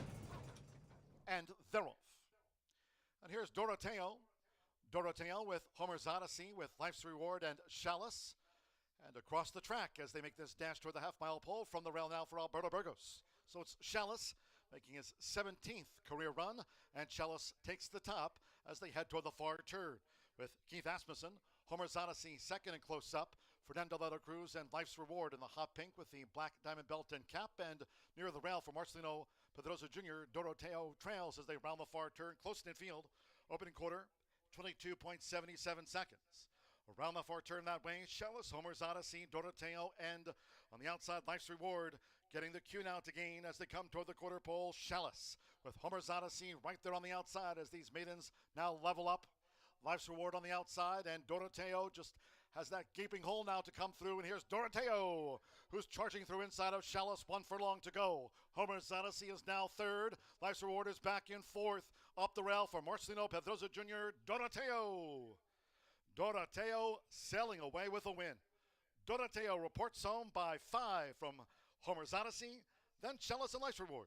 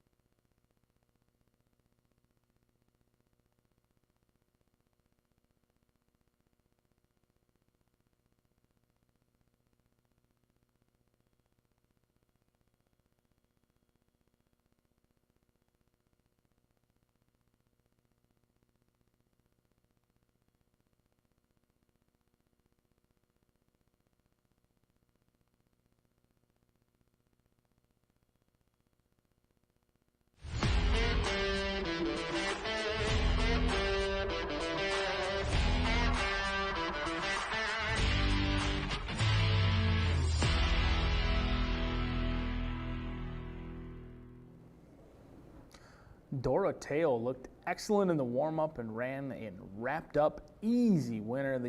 Usually the assistant trainer, groom, when they're wearing a sports coat or they're dressed for their picture, they are there to get it taken, and they did just that in race number 3. So far through the first 3 races, a little bit of a chalky early pick 3. I do expect that to change as we head into the late Fire 5 here at Horseshoe Indianapolis. 11.99% takeout each and every day right here at Horseshoe Indy. Unfortunately, going to be off the turf course in races 5, 7, and 8, but we do have potentially the best betting race in the card in race number 4. 8 horses going to battle it out over a mile. In here, you've got 2 Brad Cox trainees. I'm going to go to a horse I thought was a little bit of a long shot, but right now not currently a long shot, Cheetah Lady. 5-2 on the board, taking a ton of action in here. In a race, looks like the pace should be honest. This 3-year-old filly, she didn't run as fast as some of the others in here. You see their buyers were in the mid-70s for most of their races. However, Cheetah Lady was doing a couple of things for the first time. She was trying 2 turns for the first time. She was trying Horseshoe Indianapolis for the first time, and she was first start off the layoff. And she also took on older. That can be overlooked easily in here. It was a 3-year-old filly who was taking on older horses. She ran into a field of 7. She originally wanted to be on the turf. They've tried her on the turf or the synthetic in each and every start with the exception of their last. And she passed with flying colors. Now, I know the final time didn't come back as fast as some of the others in here, but she should improve. Second start off the layoff, second time going 2 turns, second time at this track. And I like when they win easily on the dirt for the first time, and then they enter on the dirt. And that's the case in here. Cheetah Lady should get a great trip in this spot. She is 10-1 on the morning line. She's currently 3-1. Hopefully she'll drift up. Those DRF algorithms, which I recommend you tune into. They're on your screen oftentimes before the paddock show, but 8-1 on the DRF algorithm. So hopefully she does drift up. She should get a great sitting trip in this spot. 3-1 on the board. But the horse I expected to go favorite is Ensorcel on the outside. 4-1 Chili right now off that 9-5 morning line. And here for Ron Maquette, Evan Roman in his year here at Horseshoe Indianapolis, having himself a very nice meet, and he gets aboard a good one. A horse who's well bred, this 3-year-old filly by not this time out of On Fire Baby, does have 1 win from 8 starts and has been facing some tough competition at the likes of Churchill Downs, Oaklawn Park. Should it be stamina tested in here, exiting a 9-furlong race just 3.5 weeks ago. The timing and spacing should be perfect. She's cutting back today. She has tactical speed. She's never really shown enough speed to be on the lead. She may do so in here today, breaking from the outside post. I think Evan Roman's going to have to ask her to giddy up and use some of that tactical ability from the starting gate to avoid being hung out 6 or 7 wide into that first turn, because 1 mile at Horseshoe Indianapolis, that first turn does come up awfully quick. So even though the 8th post is not a terrible post position, it can become a troubling post position if you're hung out wide into that first turn. So something you want to take a look at for Ensorcel. Do they have enough tactical speed to show it early on in this race? 7-2 on the board. But the 5 is Eliza Vance. Larry Ravelli doesn't ship here all that often. In fact, this is his 5th time shipping here to Horseshoe Indianapolis. He hasn't won yet. He's still looking for his elusive first victory in here with Carolyn Wilson. Walter Rodriguez going to be calling the shots. He was aboard the win last time out, and it wasn't your average win. It was almost in secretariat fashion. Now, I don't say secretariat in the same sentence as Hawthorne very often. However, I do when a horse wins by 21 lengths. And that wasn't just a 2 match race or a 3-horse field. It was an 8-horse field, and Eliza Vance just cleared off and dominated in an absolute runaway. It's clear to me that the connections have always thought highly of this horse. The horse has been favored in 3 out of the past 4 starts. Finally put it all together, and maybe the light bulb angle clicked. 5-1 on the board. Eliza Vance could be any sort in here. You do have 2 Brad Cox trainees as well, taking plenty of action. 1 and 7. Those 2 are very difficult to separate. I wish there was a way you could look at statistics for when Brad Cox enters 2 and 2 run. I have no statistical backing or anything that's factual. I just feel like when he does keep 2 in the race, they don't always win, and they usually take some action. That's the case with the 1 and the 7. I'm going to play against in here, 6, 8, and 5 for me. Let's take a look at this late Fire 5, 11.99% takeout each and every day here at Horseshoe Indianapolis. 1, 5, 6, 7, and 8. I think race number 4, potentially your best betting race of the day on the card. Race number 5, a challenging sequence. You've got maiden claimers who all wanted to be on the turf course, It's a difficult race. I'll go with the horses that are lightly raced. Quotient only making the second career start for Rudy Brissett. Marcelino Pedroza Jr. looking for another win. He guided home our winner in race number 3. You've also got Crowned with Grace, second start off the layoff for Tiana Richardville, getting some class relief in here, and is only 0 for 8 lifetime, but only 0 for 2 on the dirt. Could be any sort in there with a high percentage rider. 2, 3, and 10 for me in the 5th. The single will come in race number 6. Today should be the day with Runaway Rojo, West Point Thoroughbreds, switching hands, sending this one over to the guidance of Hall of Fame trainer Steve Asmussen from Dallas Stewart, and this Indiana bred has back class galore. 5 wins from 16 starts. A win today would push the earnings over $250,000. They've been entered numerous times. Runaway Rojo was entered in an allowance race, scratched out of that event, and a stakes race and scratched out of that event. So they've been picking their spots. They'll finally go to the starting gate today with Runaway Rojo, the single in the late fire 5. Race number 7, originally carded for the turf. Now non-winners a 2, a mile, and a 16th in there. 1, 3, 5, and 10. Potentially the 10 could be a horse you overlooked. Keith DeSormo, Gabriel Saez for Blazing Saddles Racing Stable. 1 for 7, shipping in from Churchill Downs, looking to get the Indiana money. The riders get in the leg up. A field of 8 will go to the gate 4 minutes away from the late fire 5.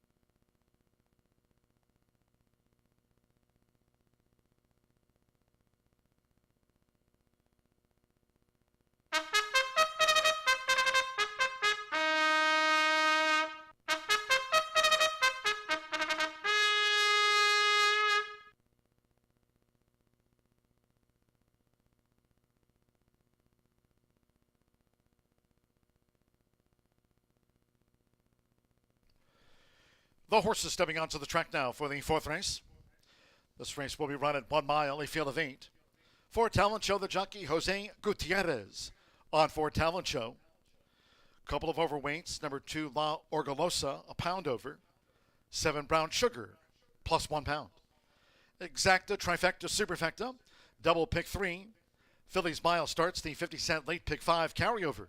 The late pick 5 of $1,737. All main track card. Off the turf, main track good. 2 minutes to post time. 2 minutes.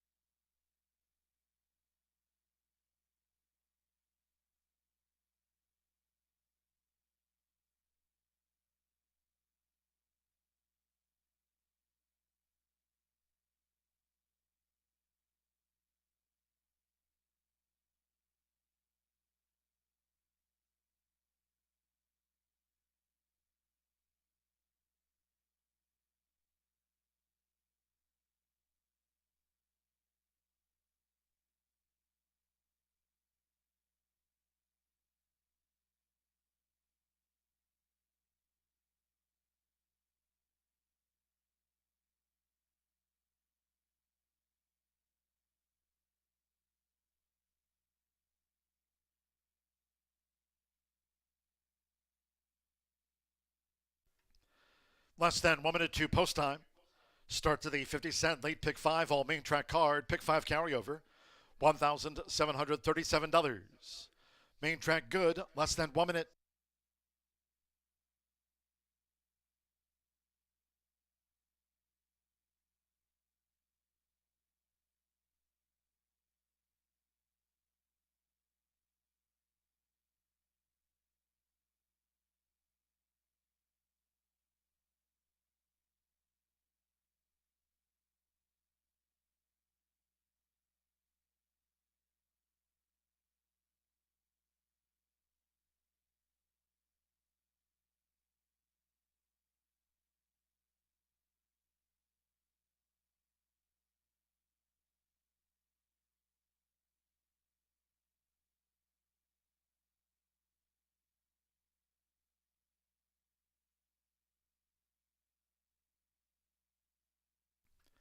The horses are approaching the starting gate.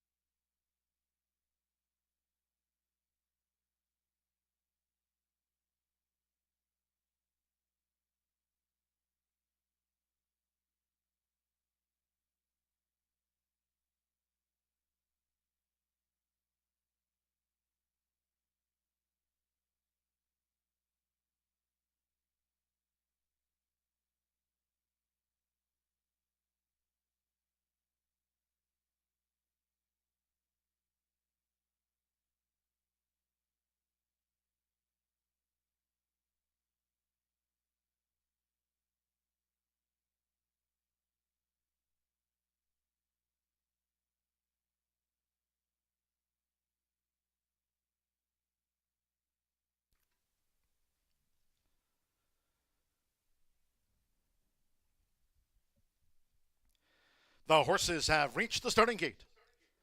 It is now post time. Fillies loading for the mile. Fernando de la Cruz with Fugitive Star. Walter Rodriguez, Eliza Vance. Now Josh Morales, La Orgullosa coming up. Joe Ramos with Cheetah Lady. 13-1 odds, Miss Susan B. Santo Sanjor won the opener. Brown Sugar. Marcelino Pedrosa Jr. can claim a double. Track good. 2 fillies back. Jose Gutierrez with Talent Show. Fugitive Star, 9-5 favorite over the mile. One more. Evan Roman with Ensorcel.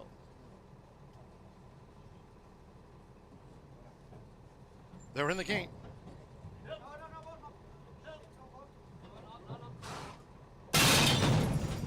They're off. Fugitive Star with La Orgullosa in the white cap. Talent Show has early speed as they charge into the first turn. Brown Sugar gets position and dives near the inside parts of the track, and Ensorcel's wide as these fillies go to the back, and there's Talent Show.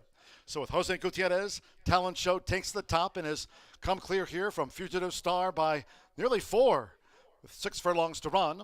Then a battle between Ensorcel with toward the inside Brown Sugar and La Orgullosa between those fillies going up the back. Eliza Vance with Miss Susan B in the red cap, and Cheetah Lady trails as they make this run toward the half-mile pole where Talent Show is on a solo mission.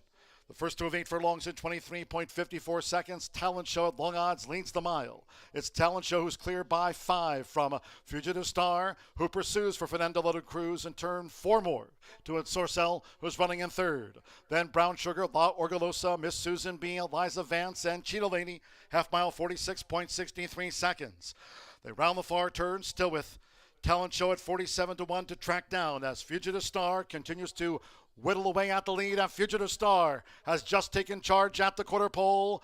Dropping back was Talent Show from her early efforts. Sent to the inside. Brown Sugar up the rail. Brown Sugar has taken the lead 3/4, 1 minute 12.03 seconds. With Marcelino Pedroza Jr., it's Brown Sugar as Fugitive Star tries to get on even terms. Brown Sugar leads. Fugitive Star battles past the 16th. Then Miss Susan B back in third. Cheetah Ladies fourth. And Sorcells drop back. It's Brown Sugar. And Brown Sugar, Fugitive Star for the Brad Cox 1-2. Miss Susan B third and Cheetah Lady finished fourth.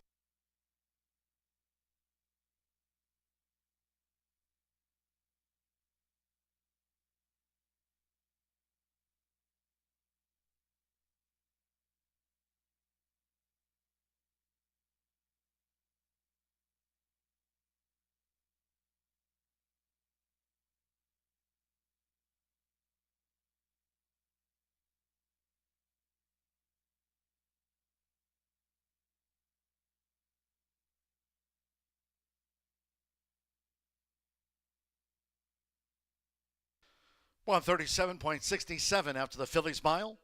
137.67 seconds. 7:13.67 Brown Sugar. Even money first. 1 Fugitive Star for the Brad Cox Exacta. 3 Miss Susan B at 20 to 1/3 and 6 Cheetah Lady at 8 to 1/4. Hold all bets until official. Quick fire double for Marcelino Pedroza Jr. on the day. Brad Cox and Theory Racing. It's Brown Sugar at even money home.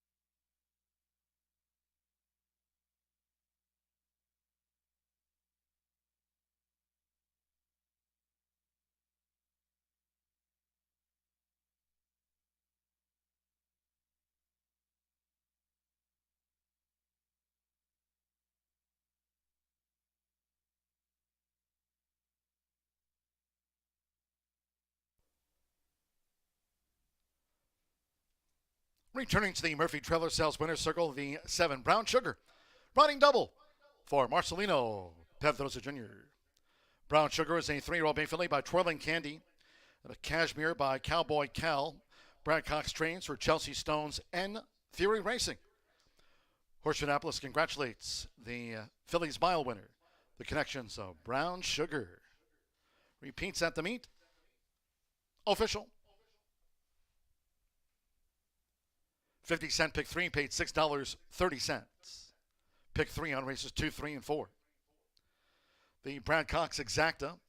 7-1 paid $10 even. 50-cent trifecta. 7-1-3, $15.20. 5-7 double, $12.20. 10-cent superfecta. 7-1-3-6. Cheetah Lady ran 4th in the mile. The superfecta, $8.81. Pick 3, $6.30. Favorite first. All 8 ran 137.67 after the running of race 4. Race 5 is next on the docket. One of those taken off the turf course, all main track card. Main track remains labeled good. In the maiden distaff, scratch 1 Little Juanita. The 4 Collected Bond. Take out the 7 Proud Words. 9 Mischief Lily and scratch 11 Marina's Charge. Noting there'll be no $1 horseshoe hat trick all turf pick 3 today. All main track card, main track good, thus no horseshoe hat trick all turf pick 3 featured. Exacta trifecta, superfecta, double, 50-cent pick 3 covers races 5, 6, and 7. Starts at the $1 late pick 4 presented by Itoba Carryover. And the late pick 4 for $1,246. Post time 416.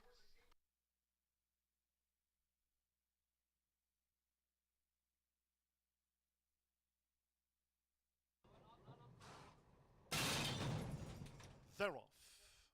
Fugitive Star with La Orgullosa in the white cap. Talent Show has early speed as they charge into the first turn. Brown Sugar gets position and dives near the inside parts of the track, and it Sorcel's wide as these fillies go to the back, and there's Talent Show. So with Jose Gutierrez, Talent Show takes the top and has come clear here from Fugitive Star by nearly 4 with 6 furlongs to run. Then a battle between Ensorcel with toward the inside Brown Sugar and La Orgullosa between those fillies going up the back. Eliza Vance with Miss Susan B in the red cap, and Cheetah Lady trails as they make this run toward the half-mile pole where Talent Show is on a solo mission. The first 2 of 8 furlongs in 23.54 seconds. Talent Show at long odds leads the mile. It's Talent Show who's clear by 5 from Fugitive Star, who pursues for Fernando Loaded Cruz in turn 4 more to Ensorcel, who's running in third. Then Brown Sugar, La Orgullosa, Miss Susan B, Eliza Vance, and Cheetah Lady, half mile 46.63 seconds. They round the far turn, still with Talent Show at 47-1 to track down as Fugitive Star continues to whittle away at the lead, and Fugitive Star has just taken charge at the quarter pole. Dropping back was Talent Show from her early efforts, and toward the inside, Brown Sugar up the rail. Brown Sugar has taken the lead 3/4, 1 minute 12.03 seconds. With Marcelino Pedroza Jr., it's Brown Sugar as Fugitive Star tries to get on even terms. Brown Sugar leads. Fugitive Star battles past the 16th. Then Miss Susan B back in third. Cheetah Lady's fourth. And Sorcel's drop back. It's Brown Sugar. And Brown Sugar, Fugitive Star for the Brad Cox 1-2. Miss Susan B third, and Cheetah Lady finished fourth. They're off.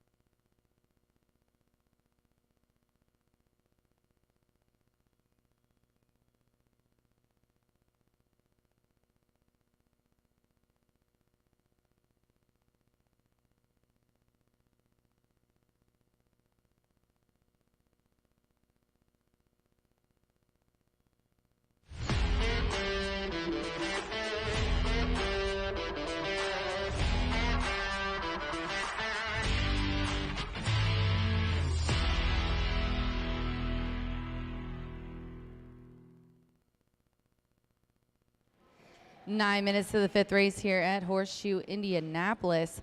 And a double for Marcelino Pedroza on the card today. A very nice one with that second win from the Brad Cox barn.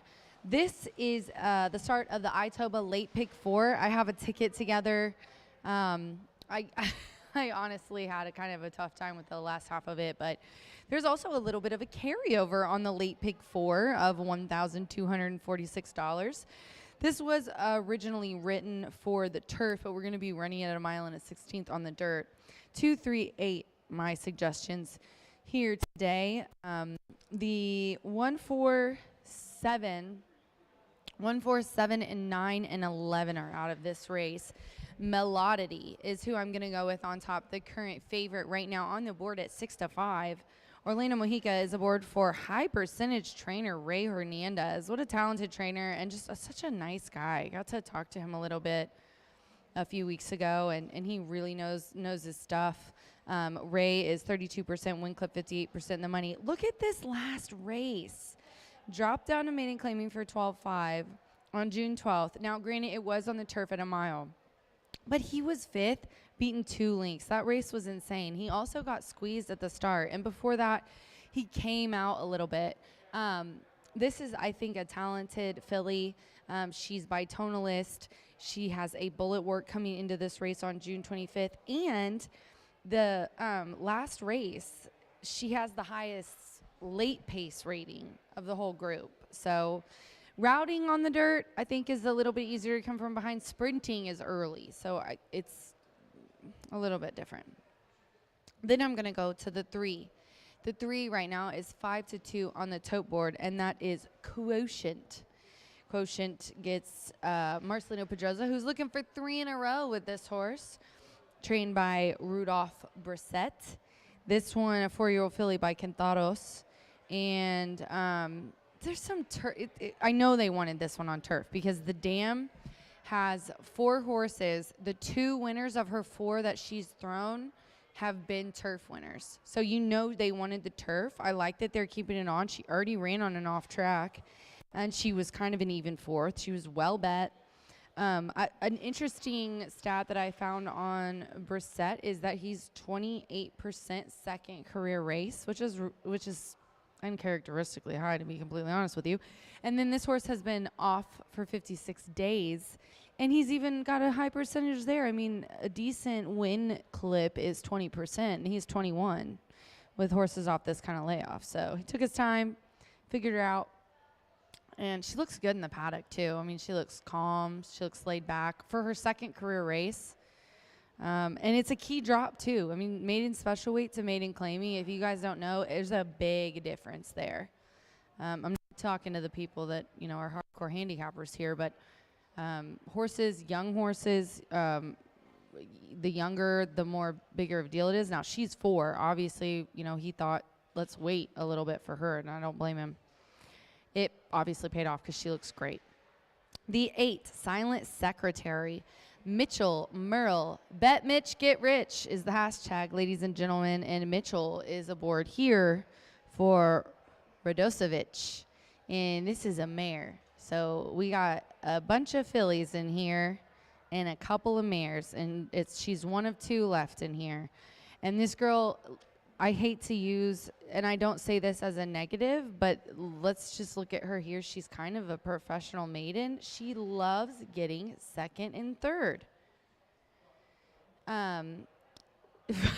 8 of 15 have been 2nd and 3rd place finishes. So just put the girl, put the lady on your ticket in the top 3. But this is what I went back to last May, I'm so sorry, on the slop at Keeneland, on the slop in April last year, 3rd and 4th place finish. And she also has a really nice kind of back speed number. So look for her coming late. 2, 3, 8 for me here in the 5th race for just 5 minutes to post. This does start the late pick 4. I went 2, 3 in here, and then I went all in the next race. The 6th race is just, I didn't know whether to just single it, but I just thought that every horse in there had a shot, even though it's only a 6-horse field, and maybe this isn't the smartest ticket construction you've ever seen, but I just did what I felt like I should do in my gut. And then in the seventh race, I went 5 and 10. I think a little bit of a long shot is the 10, Raising Cane. Gabe Saez comes in to ride for Kent DeSormo. I do not leave out Gabe when he comes to ride for sure. And then in the 8th race, it's a maiden that is taken off the turf and going to be running a mile and 70. I went 3-4, a little chalky there. It's the first and second choice in that race. So that's my ticket. It's sponsored by the Indiana Thoroughbred Owners and Breeders Association, and we have some of the best purses, payouts, wonderful, just could not say enough about the breeding and owners program here in Indiana. If you want more info, please look up ITOBA. They would love to add you to their owners group. 3 minutes to the 5th race as jockeys get the leg up, and they are headed to the track. I'm going to send it to my favorite person in the universe, John G. Dooley.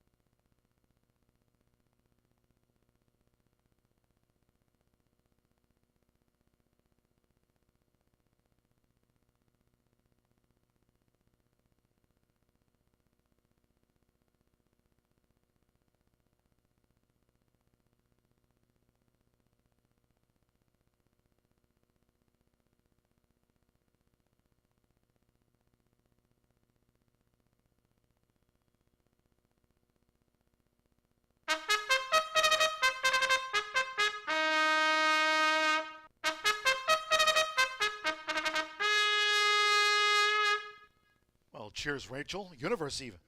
Stepping onto the track here for the 5th race. This maiden is off the turf. It will be run on the main track over the mile and 16th, a field of 7. Scratch 1, Little Juanita. Number 4, Collected Bond. Take out the 7, Proud Words. Scratch 9, Mischief Lily, and 11, Marina's Charge. Main track now upgraded to fast. Scratch 1, 4, 7, 9, and the number 11. Exacta, Trifecta, Superfecta. Double, 50-cent pick 3, races 5, 6, and 7. Starts at the $1 late pick 4 presented by ITOBA. Late pick 4 carryover, $1,246. There's no $1 horseshoe hat trick all turf pick 3. Well, main track card, no all turf pick 3. Main track fast and getting closer to a start.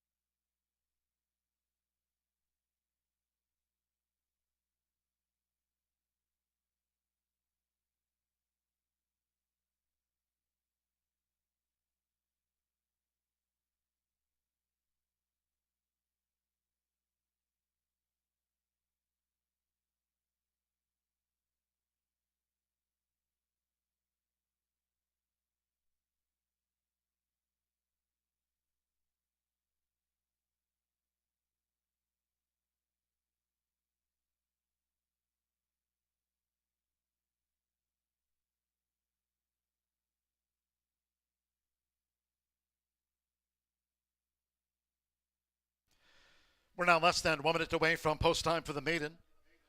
Starts the $1 late pick 4 presented by Itoba carryover. Here in the late pick 4 of $1,246.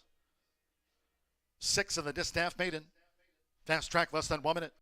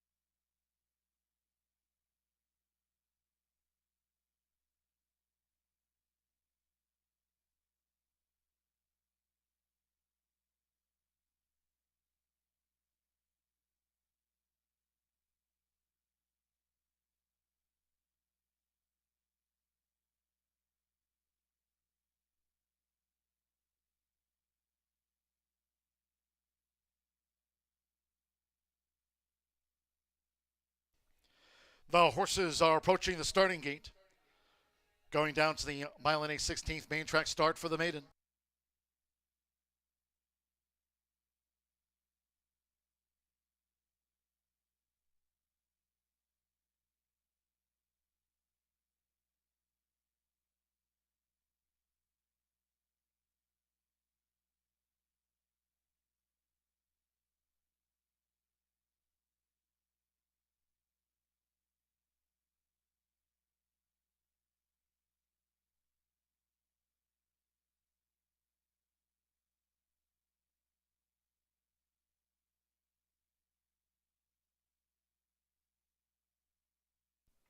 The horses have reached the starting gate. It is now post time. They're going in Orlando Mexico with Melody coming up.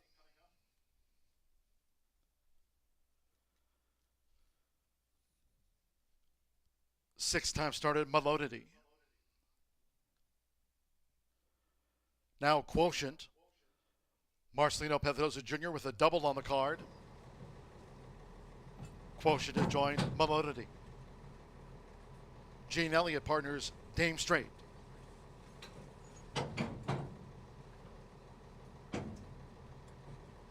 Andres Calleja, Very making her bow over the mile and a 16th. Melody 6-5 favorite. Just a couple back. Mitchell Morrill with Silent Secretary.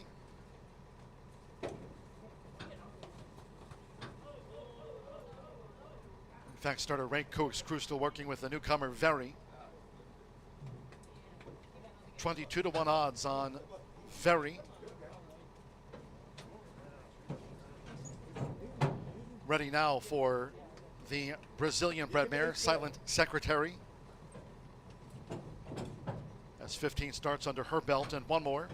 Crowned with Grace, Joe Ramos with 35 wins here this season. Main track now fast in the gate. And they're off. Crown with Grace was awkwardly away, lacks speed and drifts back toward last. Sharp start for Quotient along with the first-time starter Very. Silent Secretary is there along with Dame Straight close up as they enter the first turn. And then Melody and Crown with Grace is last, the leader Quotient. So Quotient has taken the early lead for Marcelino Pedrosa Jr. in front of Very at the 6.5. Silent Secretary and the red cap now making progress as they go to the back of this fast track. Then it's a break of two. Dame Straight is next in fourth, followed by Melody and Crown with Grace trails. The opening quarter, 25.01 seconds. No early pace on, it's Quotient. So Quotient dictates terms to Silent Secretary, who's second and close up for Mitchell Morrill, making this run toward the half-mile pole. In the meantime, with Jane Elliott, Dame Straight tracks them from third. Toward the inside is Melody with Crown with Grace, and Very is dropped back to last. Quotient and Silent Secretary. There remain 1-2, half mile 50.26 seconds. Quotient steady as she goes. Quotient continues the leader. From Silent Secretary, Crown with Grace now. Coming with a wide bid for Joe Ramos has a white cap. And then comes Dame Straight running in fourth as they near the quarter pole. Then farther back to Melodity, and the one who tailed off was Very. Crown with Grace coming now with an attack on Quotient as these maiden fillies mares straighten up. 3/4. 1 minute 15.34 seconds. Crown with Grace. She was last from the gate, and she's first at the top of the stretch. With Joe Ramos, it's Crown with Grace, and she's slipping away. Crown with Grace just put 3-4 on Quotient as they come past the 16th pole. Then Dame Straight is next. They're close to home. Crowned with Grace and Joe Ramos. Crowned with Grace gets the result by a half dozen lengths. Dame Straight was second, Quotient third, Melodity fourth, well clear.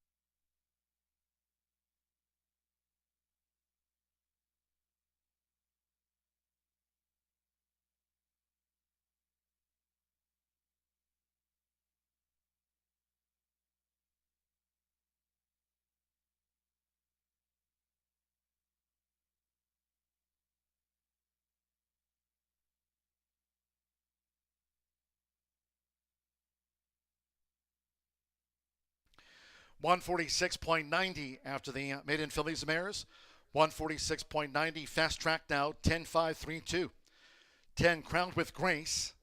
7-2 first. Number 5 Dame Straight. 7-1 was second. Number 3 Quotient. At 7-2 third and 2 Melodity. 4-5 favorite was fourth in the maiden. Hold all tickets until official. Joe Ramos now tied at the top of the meet leaderboard with 36 wins. Here for Tiana Richardville, daughter of Liam's Map. She often botches the break. She got it right today at the finish. Crowned with Grace, a maiden no more.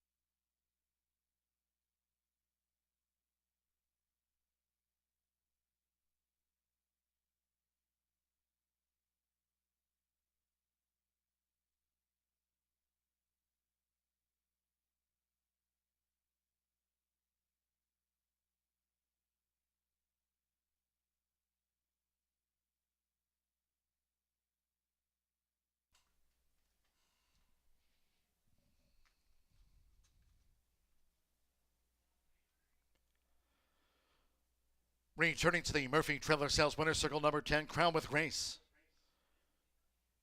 Joe Ramos with his co-leading 36th win of the season.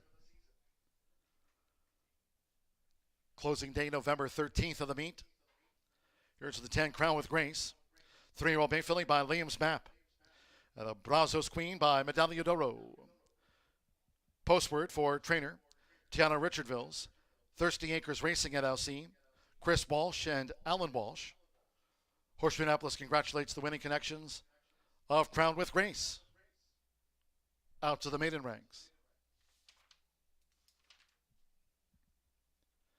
10-5 exacta, $63 even. 50-cent trifecta, 10-5-3, $68 and change. 7-10 double pay, $38.20. With Melodity back and forth, 10-cent superfecta. 10-5-3-2 paid $23.51. 50-cent pick 3, $17.35. $1 early pick 4 pays out on 404, $105.90. The 50-cent early pick 5, 5 of 5, $203.15. 6 ran in the maiden. Fast track now, 146.90. Again, off the turf. Race 6 is 20 minutes away. Race 6, the state bred feature, Carded over the mile and 16th. Scratch 2, just happy to be here. No grand high 5. No pentafactor wagering. Scratch 2, just happy to be here. 4 binges, a pound over the weight. Makes it there now 119 corrected. Exacta, trifecta, superfecta. Again, no grand high 5, double pick 3. Post time will be 4:48.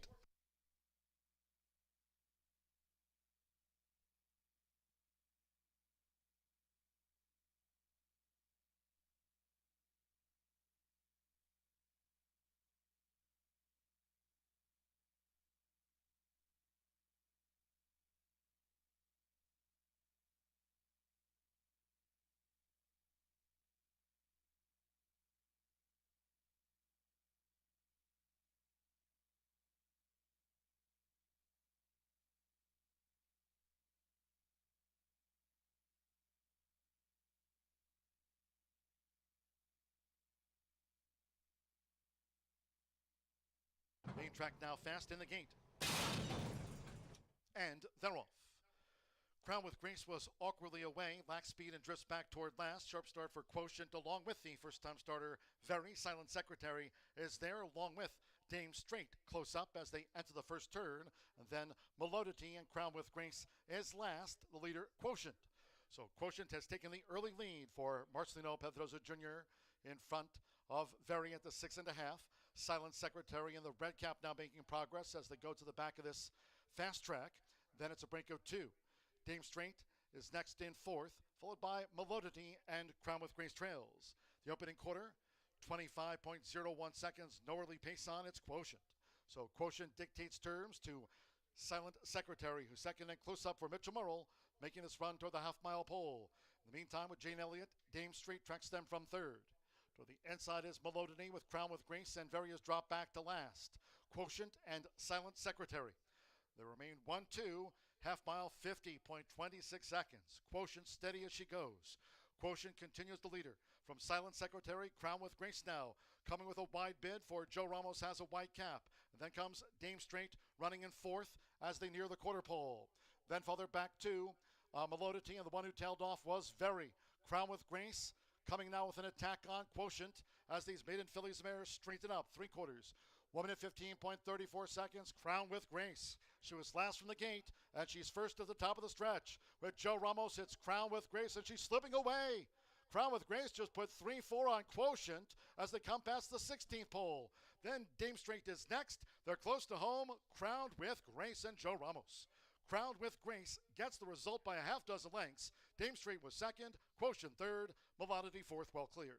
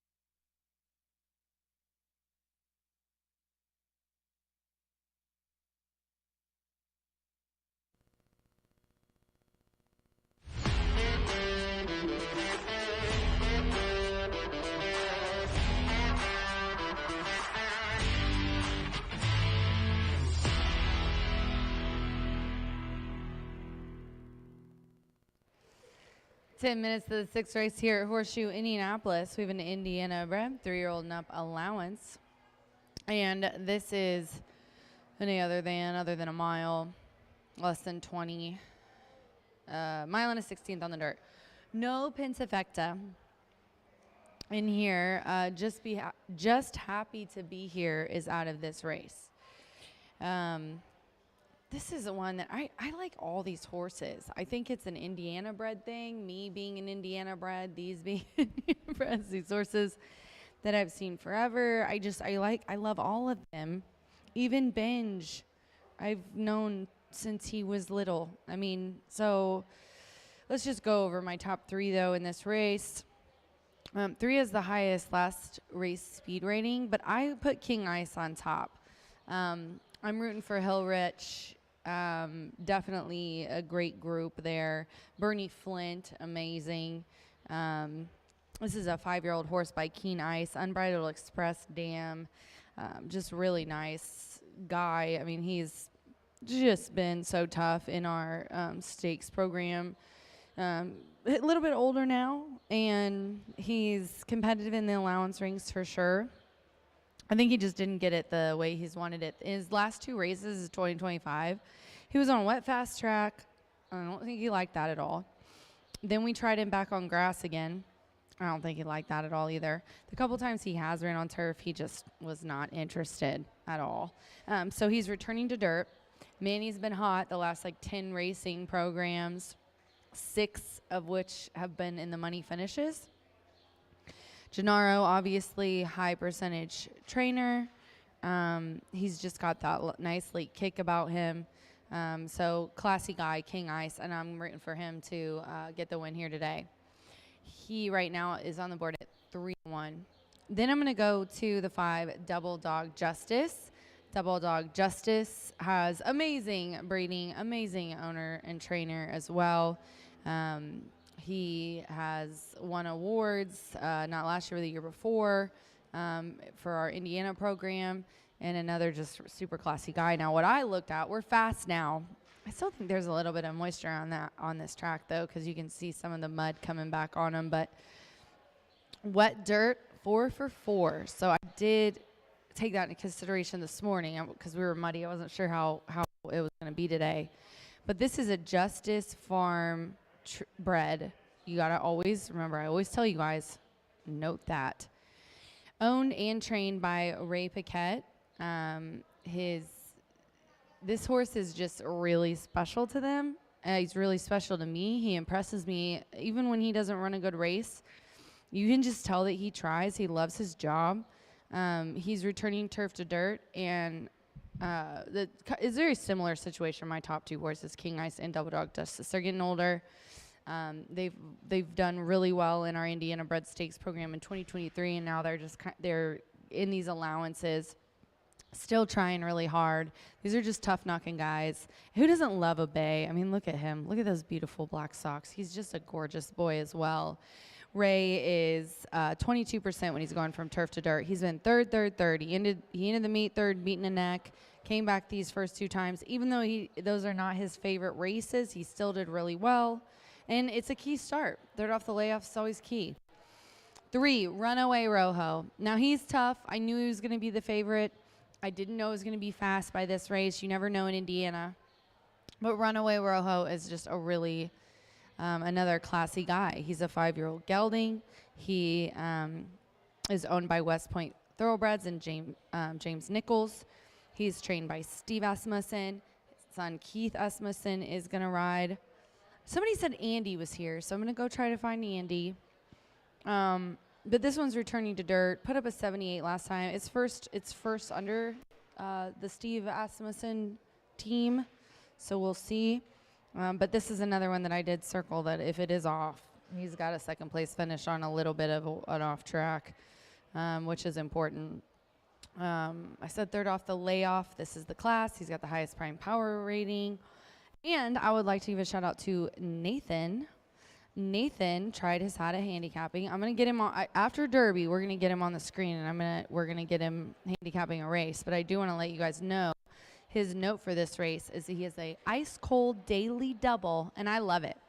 His ice cold Daily Double is 6 in this race and the 7 Snow King in the next race. So I love that. He put together an ice cold Daily Double and also played off in true Nathan fashion the fact that both have ice and snow in them and King. Only Nathan's very special mind would be able to put that together for me. So good luck for Nathan's ice cold double here. Horses are heading to the track. I'm sending it to John, but I went with my man King Ice. I'm with Nathan. I'm betting his double. Good luck.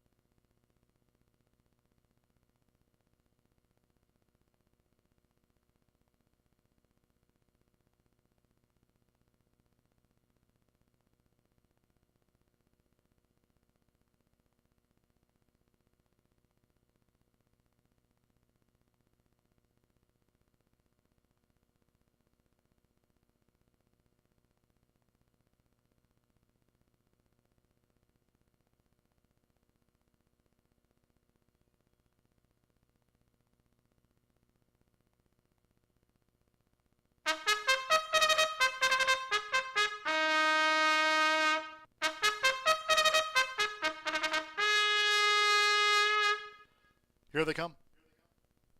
Stepping onto the track now for the 6th race. This race will be run over the mile and a 16th.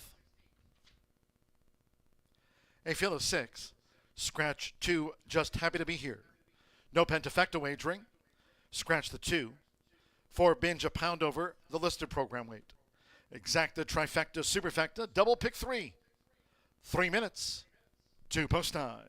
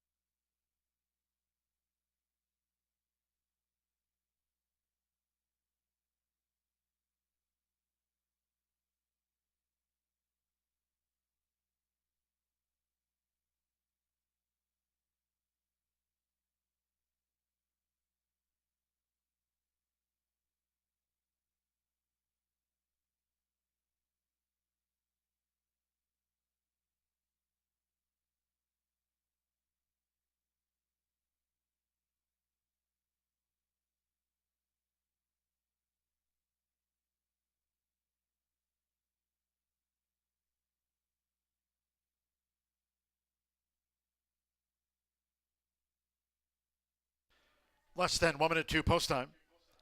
Less than 1 minute.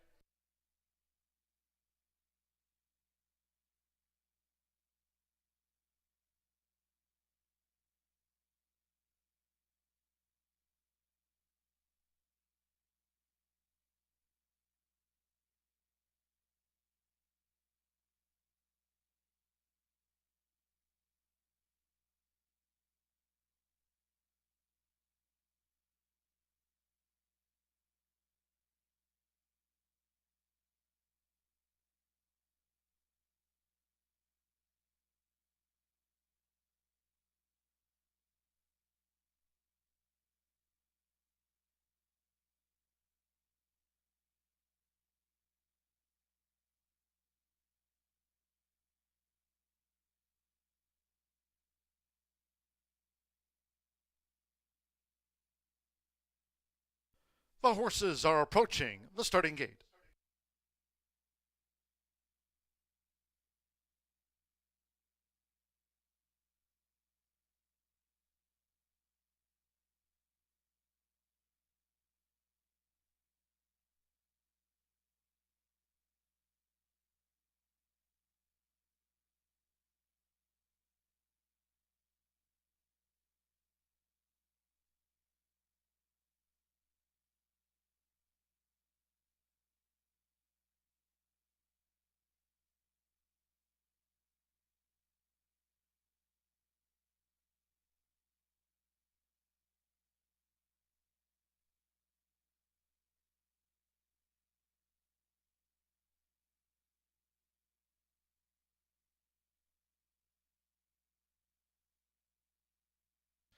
The horses have reached the starting gate.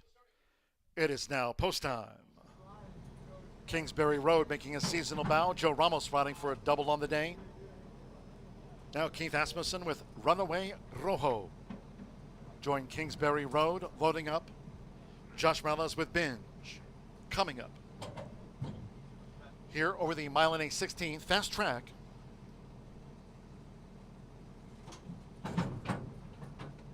Fernando de la Cruz, Double Dog Justice going in. Two back. Manny Esquivel, King Ice. Runaway Rojo, 4-5 favorite. One more. Alberto Burgos with Mowins. Four-time winner, Mowins. They're in the gate. They're off. King Ice was slow to go. Bin sharply away. Toward the inside, Runaway Rojo with Double Dog Justice, Mowins, Kingsbury Road, and slow starting King Ice now keen. And King Ice is moving up with the red cap, and behind this front flight as they bank into the first turn, it's Runaway Rojo. For Keith Asmussen, Runaway Rojo to the early lead in front to Binge by 2 at the 6.5. After being last from the gate, King Ice third toward the inside. Double Dog Justice in the pink silks as they go to the back of the track, and then comes Mowins, and first run of 2025 for Kingsbury Road, who's dropped back to last. The quarter for Runaway Rojo slows them up. 25.14 seconds. It's Runaway Rojo. Runaway Rojo leads easily by 3/4 length to Double Dog Justice, staying close. King Ice has a share of third with Binge in the black cap. Mowins looking to make headway on the outside, and Kingsbury Road trails 7 lengths from leader to last. It's Runaway Rojo in charge of the pace with Keith Asmussen.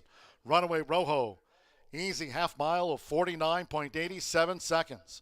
Runaway Rojo moving easily to 3 furlongs from home. Fernando de la Cruz and Double Dog Justice looking to make a bid now.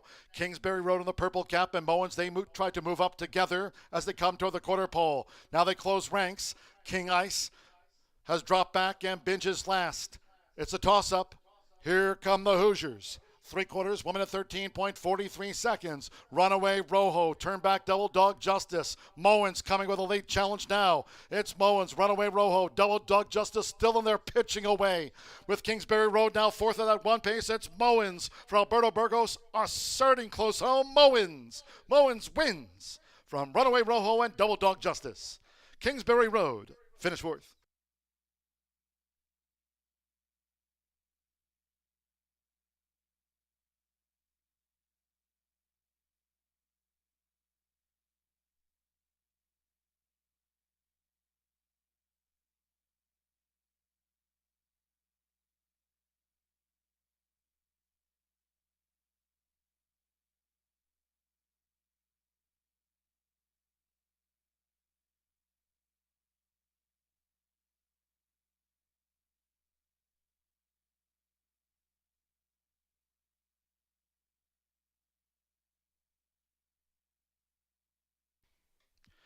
143.76.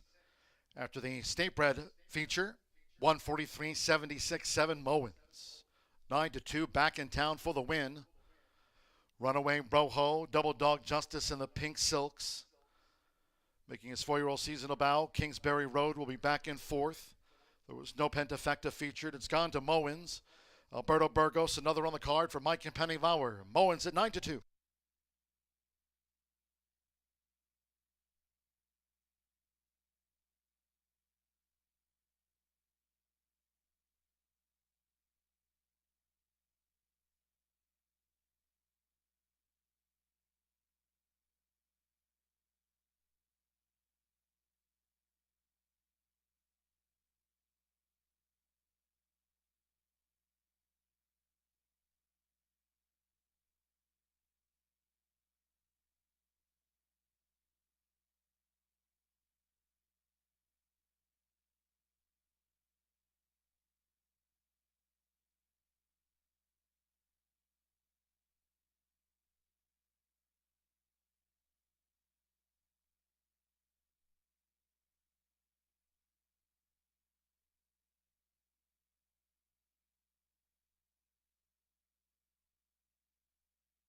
Returning to the Murphy Trailer Sales Winner's Circle, the 7, Mowens with Alberto Burgos.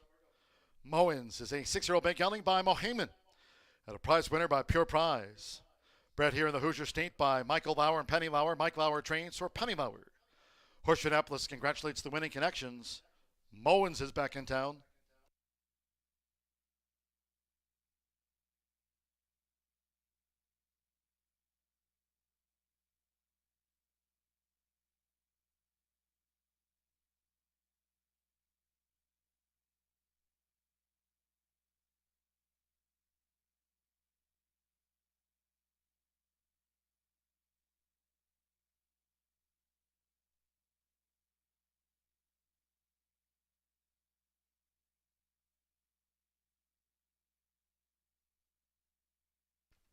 Range 6 official. The 7-3 exacta paid $38.60. 50-cent trifecta 735, $30.65. 10-7 double $69.20. Kingsbury Road fourth. 10-cent superfecta of 7351 paid $11.05. Pick 3 on races 4, 5, and 6 pays out $44.15. And again, there was no 10-cent Grand High 5 featured, no Pentafecta. 6 ran 143.76. 22 minutes away, race 7 off the turf. The 7th race will be run over the main track in a mile and a 16th.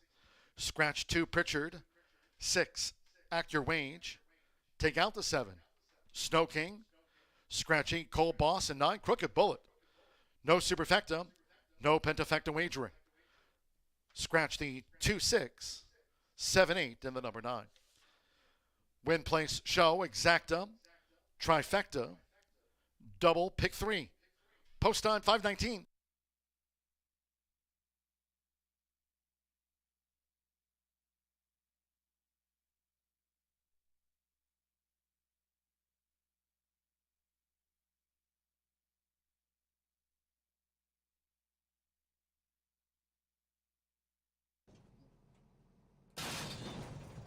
Theroff. King Ice was slow to go. Bin sharply away.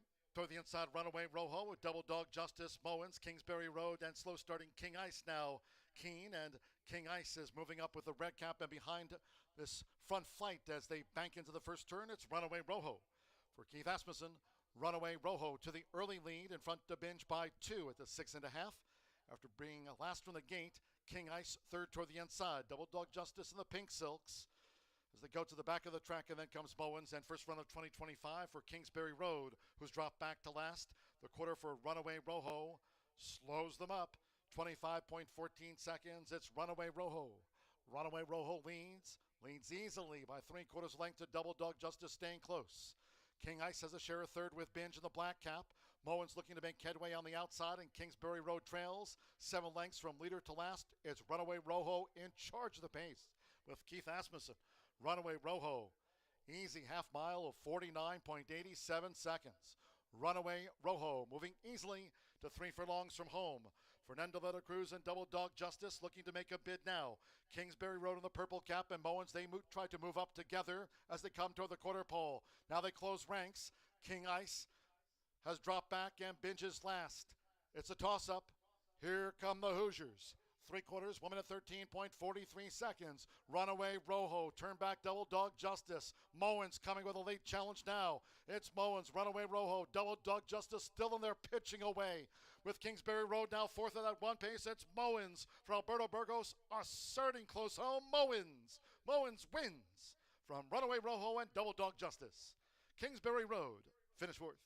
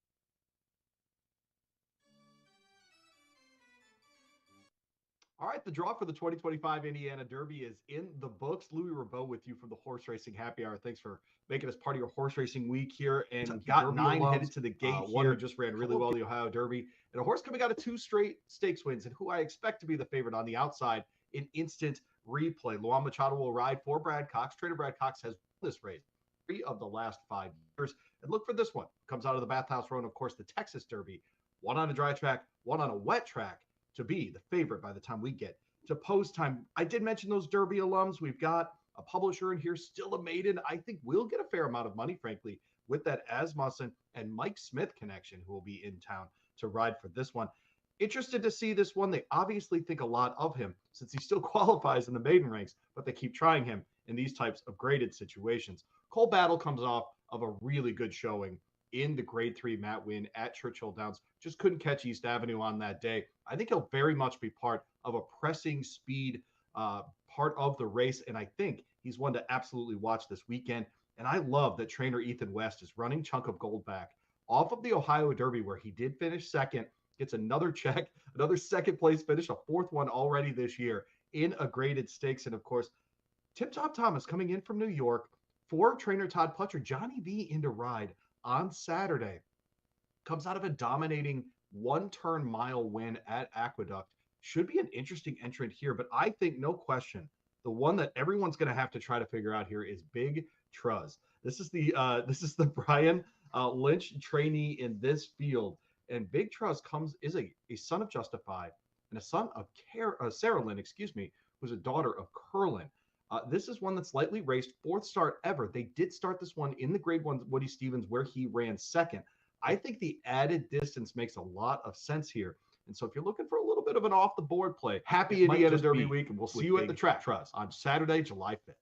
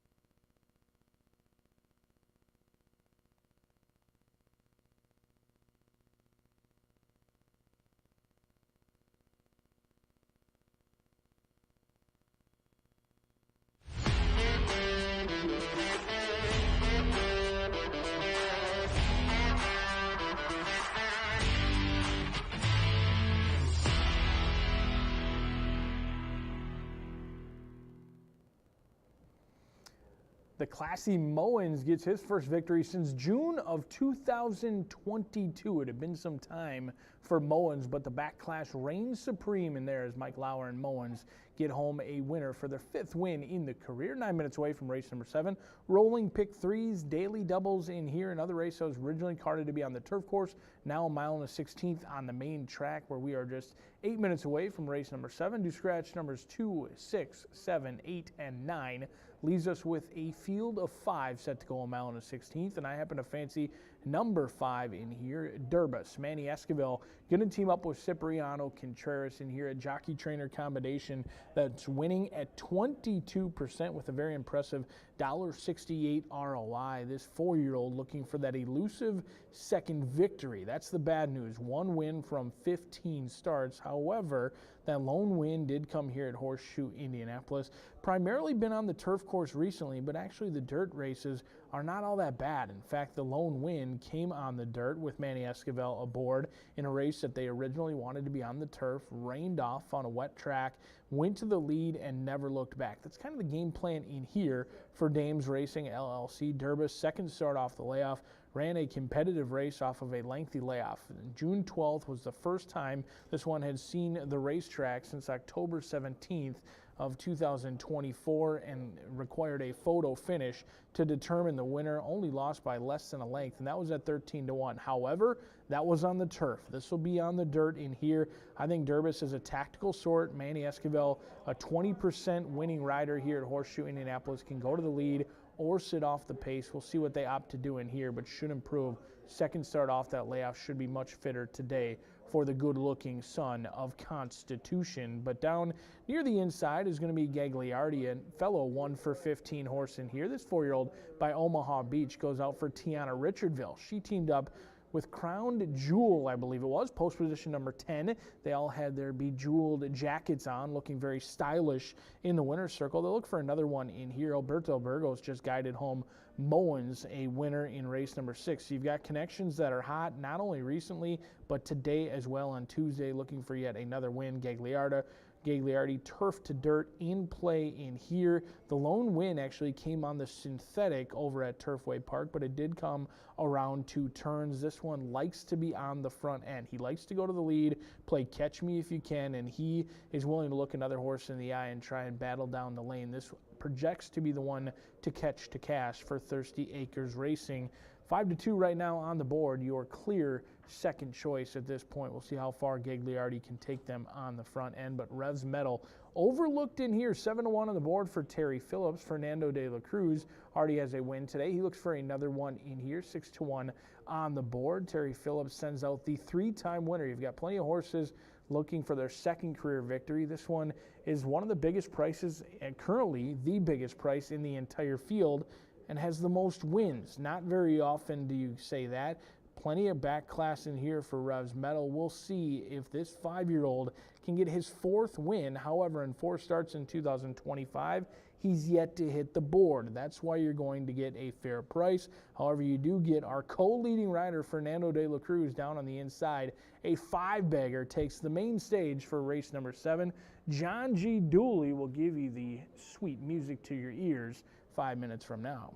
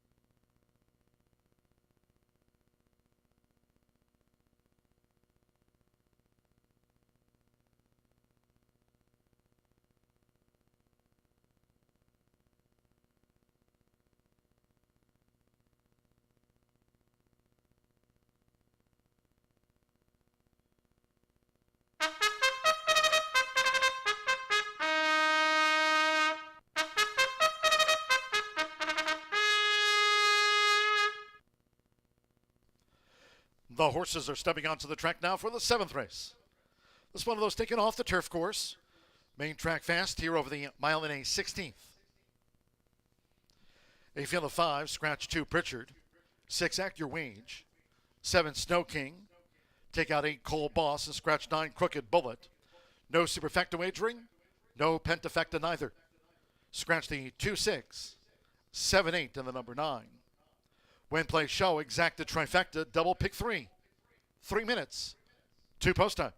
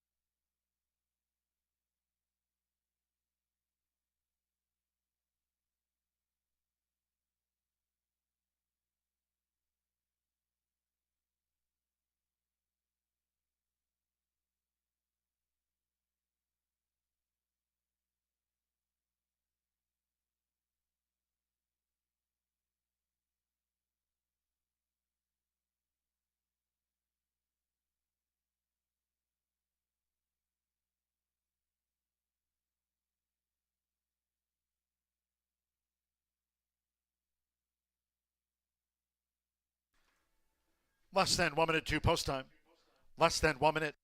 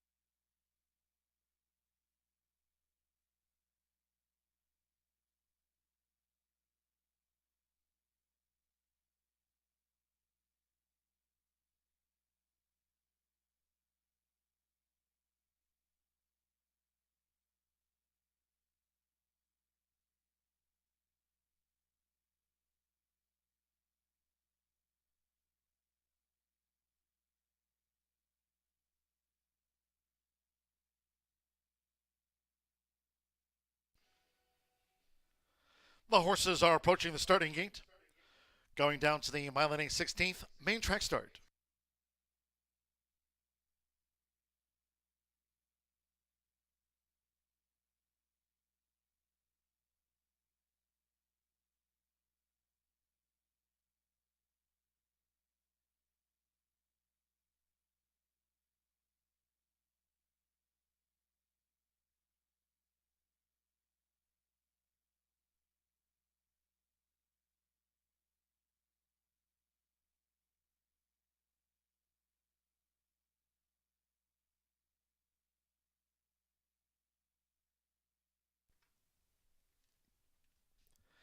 The horses have reached the starting gate.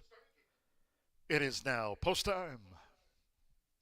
They're going in. Fernando de la Cruz with Revs Metal.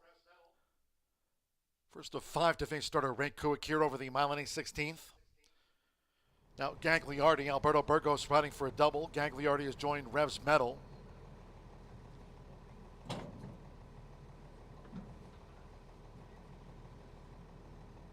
Mitchell Morrow with C'est Magnifique. 2 back. Manny Escobar, Durbas coming up. One more, Gabriel Saez with Raising Cane. Last now Churchill maiden winner. Here over the mile and 16th. All in. They're off.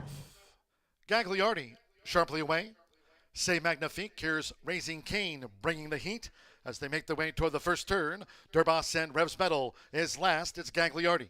Leads out for Alberto Burgos. Gagliardi to the first turn from Raising Cane with Durbas in the 3-path. C'est Magnifique follows the inside trail, and Revs Metal is last to the 5 as they go to the back. Gagliardi, Raising Cane, Durbas, C'est Magnifique the rail, and 3 lengths away. Revs Metal remains last. The leader, Gagliardi. Gagliardi in control of the early pace. Opening quarter, 24.57 seconds. Gagliardi leads the race by 3/4 length. Gabriel Saez at Raising Cane, perched just off the leader's flank. Durbas third on the outside now for Manny Escobar and looking to improve position as they near the half-mile pole. In the meantime, with Mitchell Morrill, C'est Magnifique is running fourth with the rail, and with Fernando de la Cruz, Revs Metal still trails the quintet. 5 lengths from tip to tail. It's still Gagliardi, Raising Cane, Durbas, C'est Magnifique, and Revs Metal. Half mile, 48.83 seconds. Gagliardi now driven to 3 furlongs from home. Right there is Raising Cane on even terms. Gagliardi and Raising Cane, and they take this confrontation toward the quarter pole, where Raising Cane now has gained a slight advantage. Gagliardi tries to kick with Raising Cane. Raising Cane spins them in. Durbas third on the outside. Revs Metal just picked up C'est Magnifique into the stretch. 3/4, 1 minute 12.48 seconds with Gabriel Saez. It's Raising Cane kept to the task. 1 furlong to go. Raising Cane has come clear now by 2 from Durbas, who's disputing second with Gagliardi. Revs Metal and C'est Magnifique. It's Raising Cane. Raising Cane wins by 2. Durbas was second. Gagliardi finished third.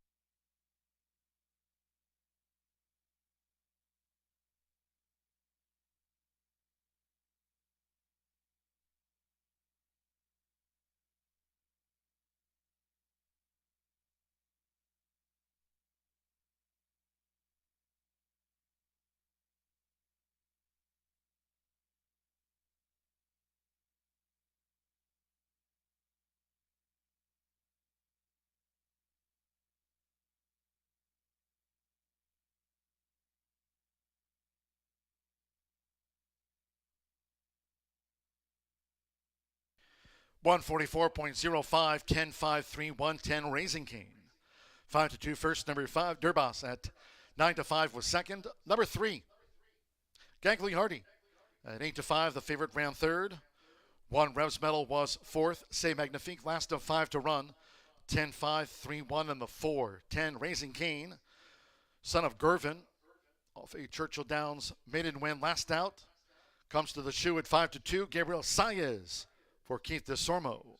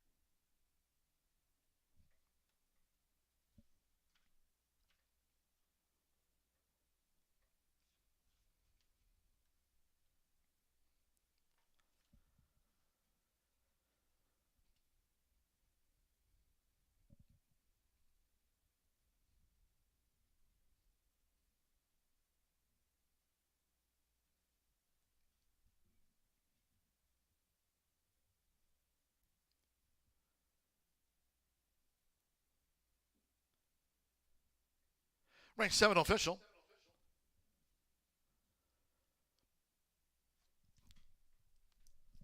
Returning to the winner's circle, the 10, Raising Cane with Gabriel Saez.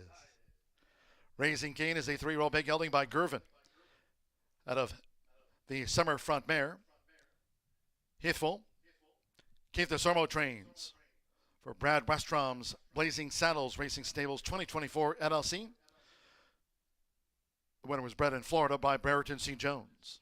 Horseshoe Indianapolis congratulates the winning connections of Raising Cane. Results in 10-5 exacta, $18.40. 50-cent trifecta, 10-5-3, $10.35. 50-cent pick 3 covered races 5, 6, and 7. Capped off by Raising Cane. 50-cent pick 3, $62.80. 7-10 double, $46.60. There was no superfecta nor pentafecta featured. 144.05 after the running of race 7. 8th race, maiden off the turf. Main track at 1 mile, 70 yards. Scratch 9 Against the Wind, 10 Dewey Oxberger, 12 Rocadora, and 14 Revs Muster. Scratch 9, 10, 12 on the 14. 1 Jackson's Buddy, the jockey Santo Sanjor. Won the 210 opener. Santo Sanjor, running 1 Jackson's Buddy. Exacta, trifecta, superfecta. Here are the 10-cent pentafecta. Double, pick 3, $5.50, revised post time.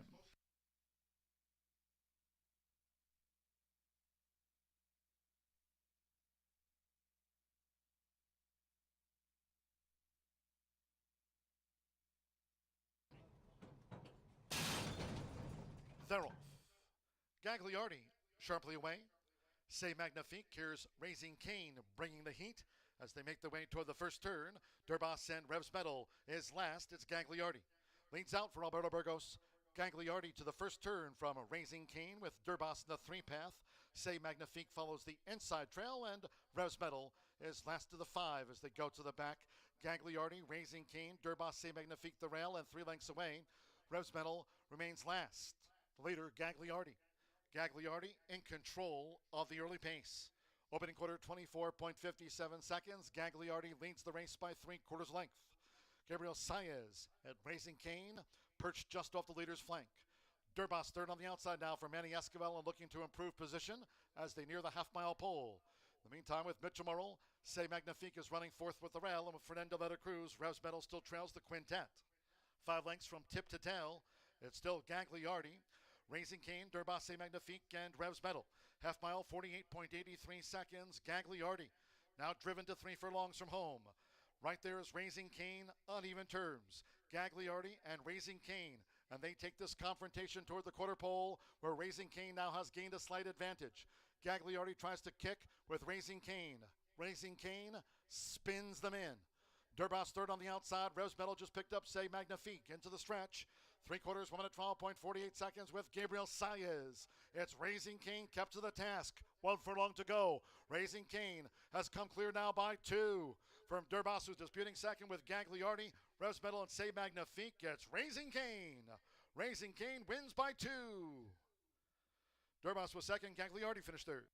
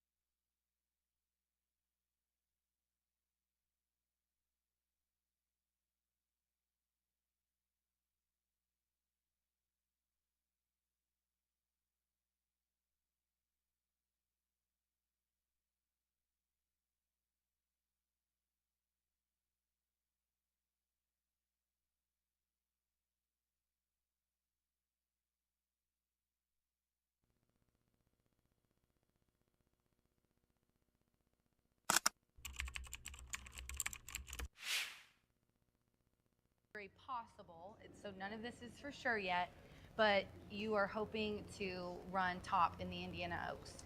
I am considering it. Bottom side shows that she should be able to go to distance.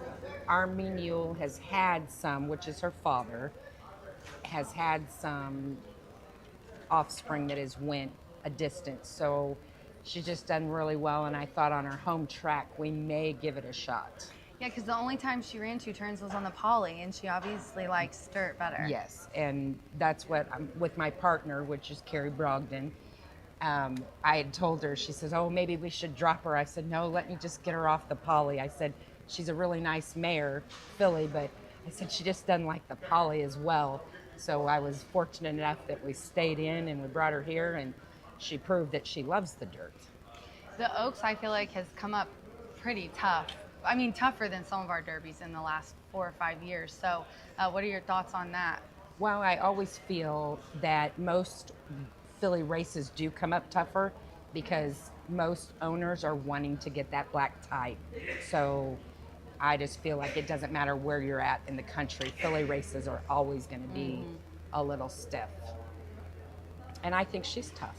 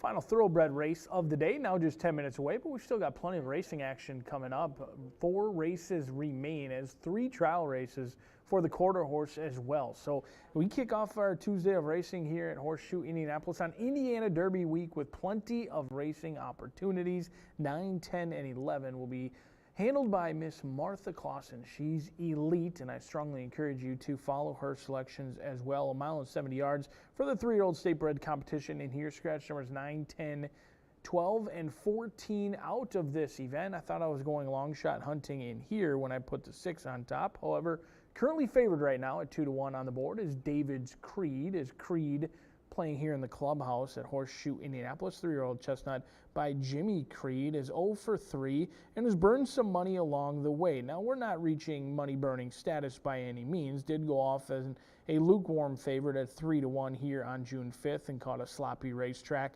losing to Bourbon Curiosity, who came back to run admirably against winners for the first time and then actually went off favored over Large Pour, Gisoli, and El Rocky. Now, that race was incredibly live July 29th of last year. Large Pour has gone on to win. Gisoli is a stakes winner since then, and El Rocky also exited the maiden ranks, and that race was very live. So David's Creed has gone off favored in the last 2 starts, potentially favored again in here at 2-1. Has some good breeding as well. This is a horse who is a half to Best of Greeley and also Brittany's Golden Faith, who ran earlier on the undercard and ran a good, even running third place finish. So this 3-year-old chestnut is bred well, has taken some action in the past, does try 2 turns for the first time in the career. The breeding is a little bit of an unknown, maybe prefers sprinting based on the breeding. The average winning distance is 5.9. However, at route races, they've won at 16%, so it could be a little bit misleading as well. Second start off the layoff, the one thing I do know is David's Creed is certainly going to appreciate being back on a fast main track today. Currently favored, but that morning line of 5-1 seems a lot more appealing than favored at 2-1 on the board. But some of the value could come from El Javero. Cipriano Contreras, Manny Esquivel had to settle for second last time out with Durbus. They'll team up again in here with El Javero. Second start off of the layoff. They tried to get on the turf course the last 2 times. Entered for the turf today, entered for the turf on June 10th as well. They continue to get rained off the turf, but they do stay in. They ran a third place finish last time out, beaten by 11 lengths. However, they need to make up about 2 lengths on Cow Creek Kid, who's down near the inside. So second start off the layoff, there's upside there, has also recently been gelded since that past start as well. Cipriano Contreras owns and trains and may have lost some equipment along the way, but showing good energy down here in the walking ring, on the toes and on the muscle. El Javero at 5-1 on the board. But your outside runner near the outside is the also eligible who draws in. Both the 11 and 13 draw into this event and will run, and I think the 11 looks live. Fernando de la Cruz in here for Steve Fosdick. You've got one of our leading riders aboard for a trainer who hasn't sent all that many to the starting gate, and there's a couple of things that you might want to key in on with this 11 horse. I mean, 16-1, so it is a long shot. However, you get a top rider teaming up with a barn that just simply doesn't have that many horses. That should draw your eye, and then you get Lasix for the first time. That's always intriguing. And a horse who only had 1 start at 2 years old. Horses progress and mature both mentally as well as physically between 2 and 3. There's certainly upside for a horse who could come back much stronger. To me, looks like a horse who wants distance, doesn't, not really built like a sprinter. I think this horse looks like they want to go 2 turns. The more distance, the better. They debuted around 2 turns last year. They ran in a live race in which your second place runner, Conference Calling, has come back to win not only last year, but also this year. And then, even though I'm not big on final times for morning workouts, the workouts have been very good. I like the 5 furlong stamina building workouts back May 31st. 5 furlongs on a good track 101. Then you had 36 workout flat for 3 furlongs in the mud. And then we spread out again, a mile flat on June 14th and another 5 furlong minute and 1 breezing June 21st. So should be fit, should be ready to go. And you've got one of our leading riders aboard a long shot in here who looks the part after Big Storm. On a night we had plenty of rain that did take us off the turf course, after Big Storm would be an excellent way to end out your Tuesday here at Horseshoe Indianapolis. So we've got racing action for you Tuesday, Wednesday, Thursday, Friday, and Saturday, the big one as well. The riders getting the leg up, the final thoroughbred event of the day coming at you 4 minutes from now.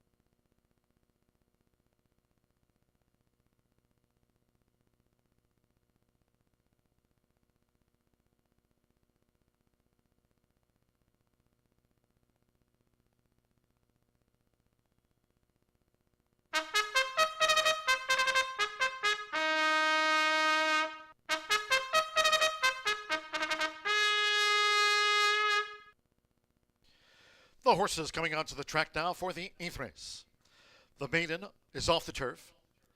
This will be run on the main track. Note the distance here, 1 mile, 70 yards. 1 mile, 70 yards, fast track, a field of 10.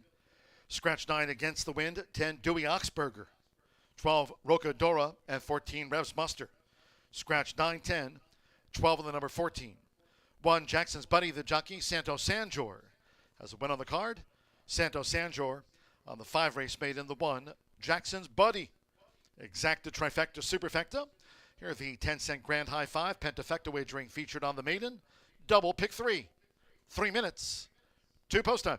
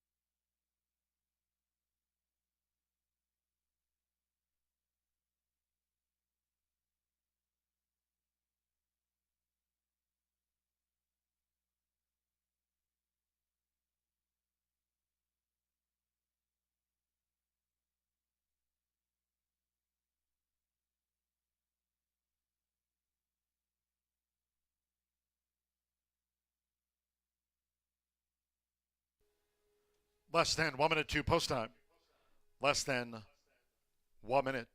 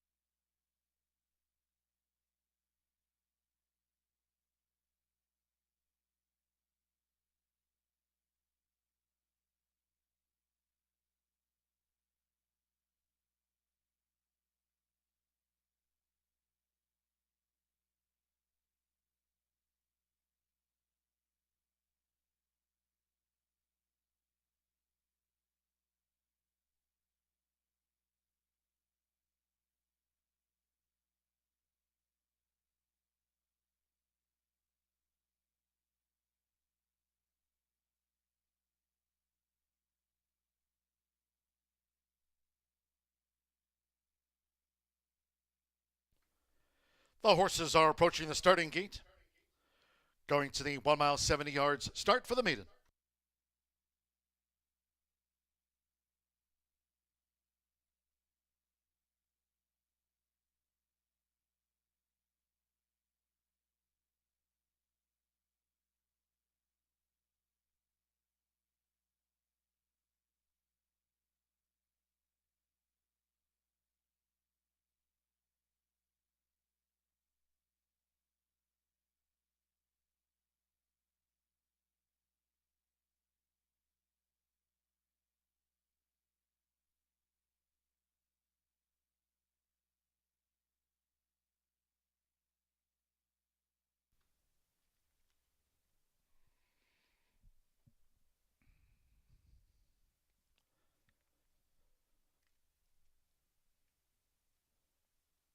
The horses have reached the starting gate. It is now post time. Evan Roman, David's Creed, loading for the maiden. Jackson's Buddy, Santo Sanjor won the opener. Manny Escobar, El Jovero coming up. Alberto Burgos with Innisfree Lad. My Mr. Perfect, Joe Ramos on the Tuesday score sheet. Now Joseph Romero with TV Victory Drew 8. Samuel Bermudez with Cow Creek Kid being led up to the gate.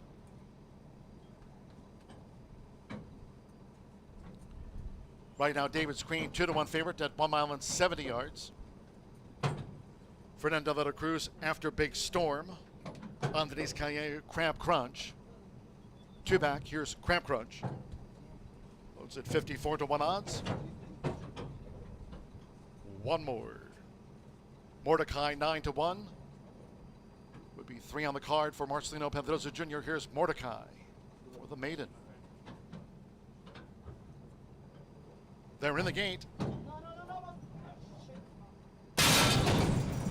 They're off. David's Queen broke well.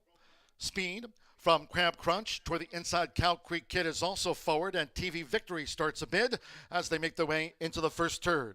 And it is Crab Crunch with Cow Creek Kid with the rail as they round the first turn. David's Creed and TV Victory is out there on the ledge. In the meantime, Jackson's Buddy comes up the rail with El Jovero running in fifth now, and these joint leaders as they go to the back. TV Victory's fan wide. Then comes nearest the inside, My Mr. Perfect together with After Big Storm, and then it's a break of 3 more to Mordecai running second to last, and Innisfree Lad trails the opening quarter in 23.98 seconds. With Samuel Bermudez, it's Cow Creek Kid. Cow Creek Kid just leads Crab Crunchers right there at those long odds, and David's Creed is just off them running in third. Then toward the inside is Jackson's Buddy with El Jovero in the red cap. TV Victory wide both turns as they continue to battle. Going past the half-mile pole, My Mr. Perfect after Big Storm, Mordecai, and the trail remains Innisfree Lad. Half-mile fought through in 48.92 by Cow Creek Kid, and on the outside, Crab Crunch. They're still vying for the lead coming toward the quarter pole with Evan Roman. David's Creed is third with every chance. David's Creed looking to pick up these leaders as they hit the quarter pole where Crab Crunch is just in front. Mordecai is coming with a bid. Here's Mordecai with a 4-wide sweep. Jackson's Buddy in the meantime opts toward the rail as they straighten away 3/4. 1 minute 14.32 seconds. Mordecai sweeps after David's Creed. They're head-to-head, 1 furlong to go. To the inside is Cow Creek Kid. After vying, Crab Crunch's drop back. Jackson's Buddy shoulder to shoulder with El Jovero. Past the 16th, it's David's Creed determined, and Mordecai is right there. They battle all the way down toward the finish. It's David's Creed out to the maiden ranks. 3/4 length to Mordecai, the runner-up. El Jovero was third, then Jackson's Buddy and Cow Creek Kid.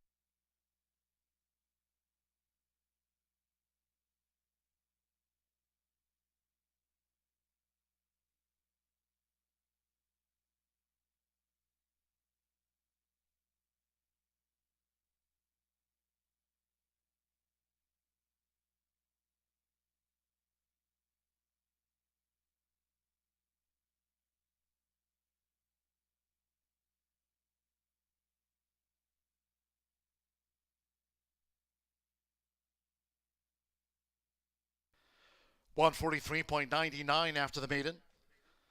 Judges posting 6-13 second. 7-1 and the 4 runs fifth in the maiden. 6. David's Creed, 2-1 favorite first. 13 Mordecai, 13-1 second. Falls 3/4 length shy in the maiden. David's Creed has beaten home Mordecai. 7 El Hovero at 7-1 third. 1 Jackson's Buddy fourth, and the 4 Cow Creek Kid fifth for the Pentafecta featured.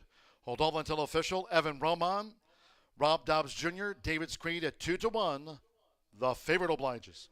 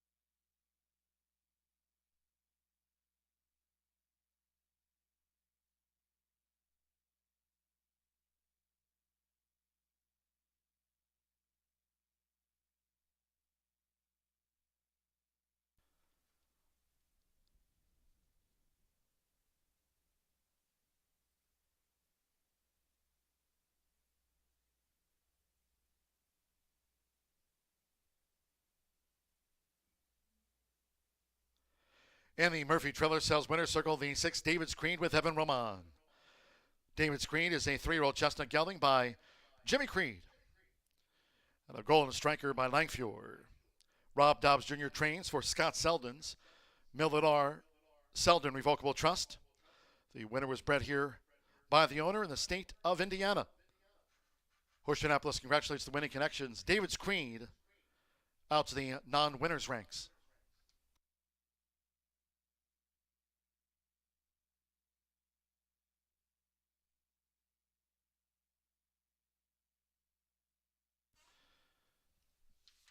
Here come all the pays after the maiden. The 613 exacta, $146.60. 50-cent trifecta, 613.7, paid $223.80. 10-6 double, $28.40. Jackson's Buddy fourth. 10-cent superfecta, 613.71, $318.16. 50-cent pick 3, paid $55.20. The $1 lead pick 4 presented daily by Itoba. 404. $648.70. The 50-cent late pick 5, 5 of 5, $1,064.65. With Cow Creek Kid 5th, the 10-cent Pentafecta 613.714 returned $762.92. 143.99. 3/4 horse dashes, all 3 trials for the Blue River Derby. 16 minutes away from the first of those over the 400 yards. Fast track, light tailwind. Scratch number 5, LB Polo Boy. Number 5, LB Polo Boy has been scratched. 9, Paradise Beach. Fernando Morin rides 9, Paradise Beach. The 4, Beach First, 4 pounds over.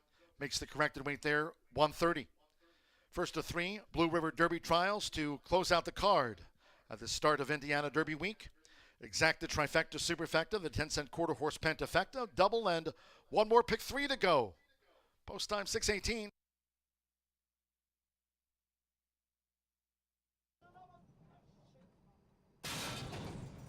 They're off. David's Creed broke well. Speed from Crab Crunch toward the inside. Cow Creek Kid is also forward, and TV Victory starts a bid as they make their way into the first turn. And it is Crab Crunch with Cow Creek Kid with the rail as they round the first turn. David's Creed and TV Victory is out there on the ledge. In the meantime, Jackson's Buddy comes up the rail with El Hovero running in 5th now, and these joint leaders as they go to the back. TV Victory's fanned wide. Then comes nearest the inside, My Mr. Perfect together with After Big Storm. And then it's a brink of 3 more to Mordecai running second to last. And Innisfree Lad trails the opening quarter in 23.98 seconds. With Simmer Bermudez, it's Cow Creek Kid. Cow Creek Kid just leads Crab Crunch, who's right there at those long odds. And David's Creed is just off them running in third. Then toward the inside is Jackson's Buddy with El Jovero in the red cap. TV Victory wide both turns. As they continue to battle, going past the half-mile pole, My Mr. Perfect, After Big Storm, Mordecai, and the trail remains Innisfree Lad. Half-mile fought through in 48.92 by Cow Creek Kid, and on the outside, Crab Crunch. They're still vying for the lead coming toward the quarter pole with Evan Roman. David's Creed is third with every chance. David's Creed looking to pick up these leaders as they hit the quarter pole, where Crab Crunch is just in front. Mordecai is coming with a bid. Here's Mordecai with a 4-wide sweep. Jackson's Buddy in the meantime opts toward the rail as they straighten away 3/4. 1 minute 14.32 seconds. Mordecai sweeps after David's Creed. They're head-to-head, 1 furlong to go. To the inside is Cow Creek Kid. After vying, Crab Crunch's drop back. Jackson's Buddy shoulder to shoulder with El Jovero. Past the 16th, it's David's Creed determined, and Mordecai is right there. They battle all the way down toward the finish. It's David's Creed out to the maiden ranks. 3/4 length to Mordecai, the runner-up. El Jovero was third, then Jackson's Buddy.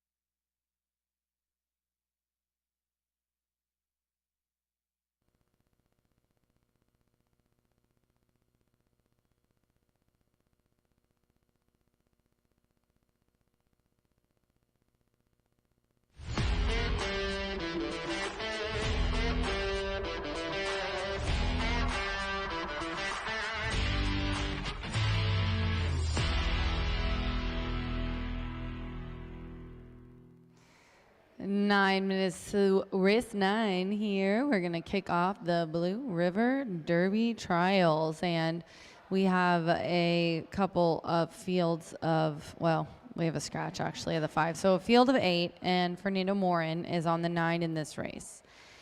The 10th race is a field of 9. Fernando Morin is on the 8 and the 11th race. Oscar Macias is on the 10, and it's a 10-horse field. So the 10 fastest times are going to run in the final. It's for $127,000. And this is our first 400-yard derby. That being said, I threw in the 7 in here. 11-1 right now off of that little tidbit, Martha. See what Martha's picks are here in a little bit. But this one's a 3-year-old stakes trial, 400 yards. As I said, the 5's out. 4 is my top selection, Beach First. It's a 2 to 5 favorite. You know, if you know how to read a program, you can see that this horse is always there. It's a 3-year-old gelding by Escondido Beach. This horse has never run 400 yards, though. And as I say, it's not a huge difference. You know, distance is a huge thing with thoroughbreds. 50 yards is a big deal in a finish. However, I don't think it's as huge as a handicapping angle. I'm not really sure how to explain that, but you win by a length in quarter horse, it's a huge deal. You win by half a length, it's a big deal. In thoroughbred, that's not the case. So just keep that in mind. This horse was so close in the Harley Green, less than a length off the lead. Won the trial going into that one on May 15th. And last year had a good year, just couldn't put it all together, I think, when it really counted. But the times are so good. We'll see what happens at 400 yards. It doesn't even matter the finish. What matters is the time. So that's just what you need to keep in mind. Now, this horse is by Escondido Beach, one of the best sires in the state for a long time. Sherry Miller, one of the best breeders. Just really doing good things. And Tim Eggleston is high percentage everywhere. Thoroughbred quarter horse, he's just doing really well. I'm going to go next to the rail. Another Escondido Beach. The 4 is on his toes in the paddock, too. Looks phenomenal. The 1, Escondido Gold, another gelding by Escondido Beach. He has ran a little bit more and obviously looks comfortable in the paddock here. Doesn't mean anything. I like that he draws the rail. Boca Negra is aboard. Making its 3rd start of the meet. Another one that was right there in the Harley Green. The Harley Green was so close. I mean, the finish was just insane, which is the case. This is another one. None of these horses have ran 400 yards. The one that has ran 400 yards is the 7, Torero 2, and that's why I put it in my try. 10-1 right now. Edgar Diaz is aboard for Claudio Brazza. And you want to know how I knew that I was on top of things with this one? It was because Nathan also, my little stat king, noticed this as well. Nathan's note says, Torero 2 is the only horse to win over 400 yards previously. It's also the only distance he has ever won at. So the one win that this gelding has by El Torero, obviously, has been at 400 yards. It was last out on June 10th in a maiden. It was the maiden breaking one. Won by half a length. Very nice. Thanks for throwing up Nathan's notes, you guys, because the double that he had got scratched earlier, and I didn't realize it. So good job, Nathan, on them notes. Now, this one had a little bit of trouble on debut, came back and won at the distance, and I'm looking for a repeat here. So that's why I threw this one in. I think that Claudio Brazza, he also had a good day on Saturday on the all-quarter horse day. Want to let you guys know, when you're on fire, you're on fire, and Claudio had a triple. Tim Eggleston, who trains my top pick, he had a double.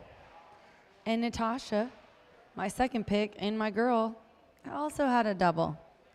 So I just think this is a really great race. It's a great race to kick off these trials. I know Martha's really excited. Thanks to her for my tidbit. And we're 4 minutes to race 9. There's 3 of these Blue River Derby trials, you guys. So a wonderful way to kick off Derby week. Good luck.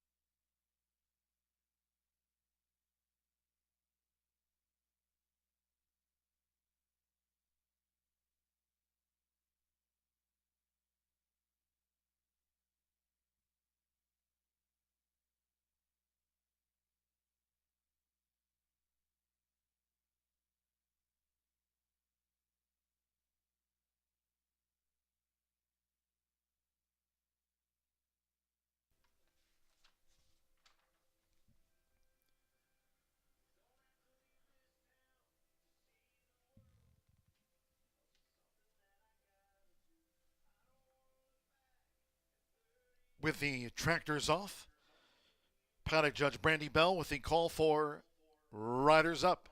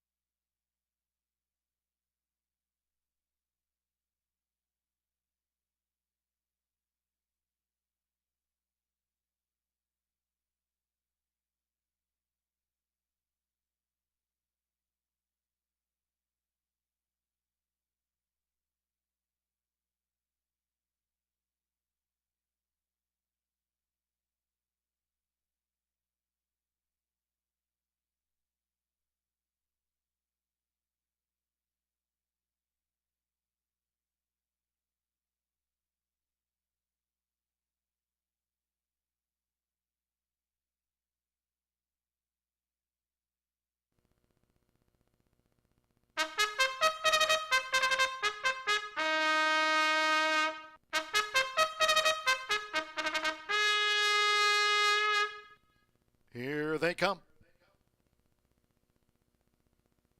Stepping onto the track now for the 9th race. First of 3 trials for the Blue River Derby over the 400 yards. Fast track, slight tailwind. Here a field of 8. Scratch the 5, LB Polo Boy. Scratch the 5. 9, Paradise Beach, Fernando Morin. Rides 9, Paradise Beach. 4, Beach First, 4 over. Exacta, Trifecta, Superfecta, the 10-cent quarter horse Pentafecta, double. And our final 50-cent pick 3 featured on the 3 Blue River Derby trials. Fast track.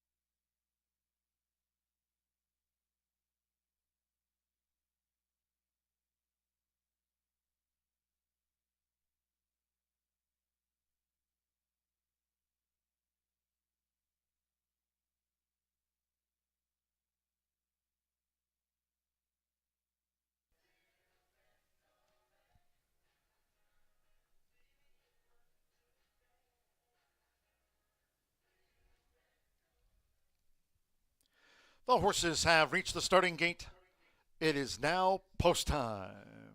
Loading. Diego Bocanegra, Escondido Gold, first in. Sneaking Whiskey joins Escondido Gold with Fernando Morin. Paradise Beach up to that outside gate. Paradise Beach uses a flipping halter.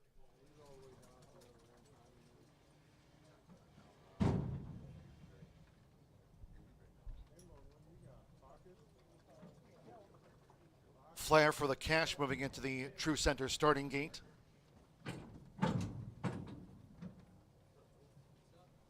Coach Pete, Beach First. Beach First like Coach Pete and Sneakin' Whiskey, all for Tim Eggleston. Just a couple in the back. Edgar Diaz with Torero 2. One more, Jose Ruiz with Runaway Deluxe. It's the first of 3 trials for the Blue River Derby. The 400 yards, fast track all in. They're off. And Flair for the Cash got pinball there. Fast start for Coach Pete along with Beach first. Flair for the Cash. Escondido Gold full speed ahead past the 220. Torero 2 with Runaway Deluxe. And here's Paradise Beach rattling home on the stand side rail. It's Escondido Gold with Diego Bocanegra. Escondido Gold. Escondido Gold on top from Torero 2. Beach first. Paradise Beach. Sneakin' Whiskey. Runaway Deluxe. Flair for the Cash was squeezed soon after the start. And last to pull up was Coach Pete.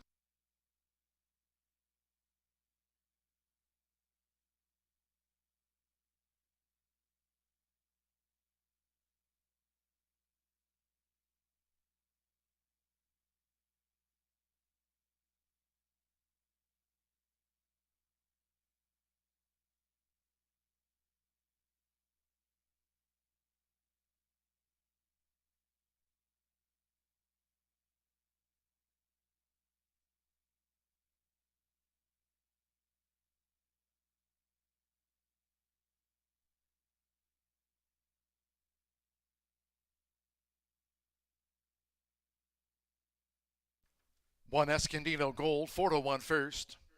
Photos to follow. Hold all tickets.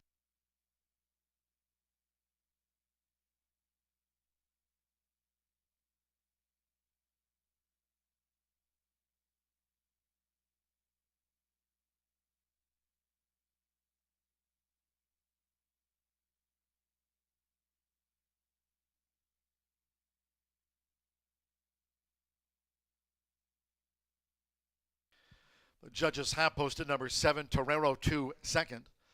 Number 4, Beach first, third. 9, Paradise Beach, fourth. And 2, Sneaking Whiskey, fifth. 1-7-4-9-2. 19.839 seconds. The gauntlet thrown down by Escondido Gold. Top 10 fastest times go on to the final for the Blue River Derby here on July 19th. That's an all quarter horse card on Saturday the 19th of this month. 19.839, Escondido Gold sets the mark.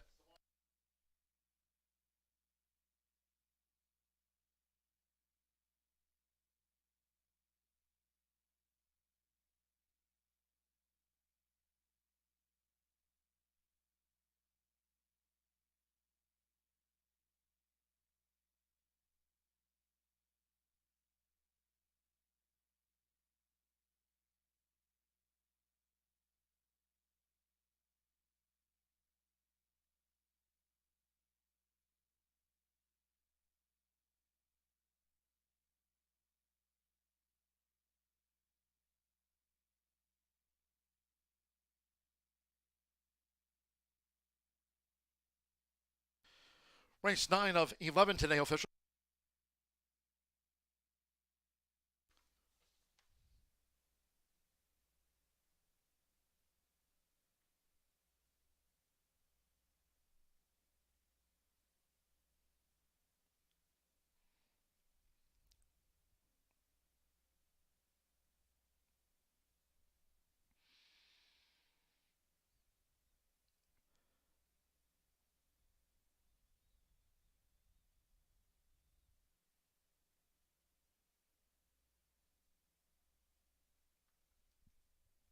Stepping into the Murphy Trailer Sales winner circle, the 1, Escondido Gold with Diego Bocanegra. Escondido Gold is a 3-year-old sorrel gelding by Escondido Beach. Under the gold medal Jess Mare. Martha's Jess Gold. Natasha Perez trains for Alan J. Brenner's BFD Farms.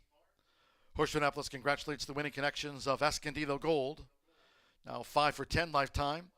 And sets the standard for today's trials for the Blue River Derby, clocking 19.839. Results in a couple more Blue River Derby trials to come. 1-7 exacta, 113.20. The 50-cent pick 3 on races 7, 8, and 9 paid $37.90. 10-cent Pentafecta, Sneaking Whiskey was fifth. The 10-cent quarter horse Grand High 5 paid $51.81. 50-cent trifecta, 174, $51.40. 6-1 double, $26.60. 10-cent superfecta, 1749, $39.41. 17492, 19.839. 10th race of 11. Second to 3, Blue River Derby trials over the 400 yards in the next one.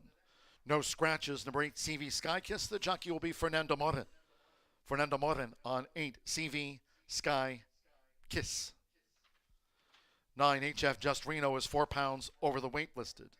Exacta Trifecta Superfecta, 10-cent quarter horse Pentafecta. Starts at a late double. In race 11, that's the third and final trial for the Blue River Derby. In race 11, no scratches. Number 1, LB Coyota. The jockey will be Oscar Macias. Oscar Macias on the 1, LB Coyota. 6, Apolitical Mission is 4 over in the finale. Post time for the second Blue River Derby trial in 16 minutes at 6:45.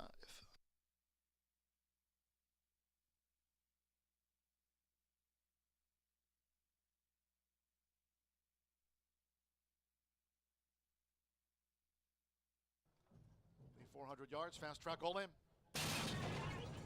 They're off.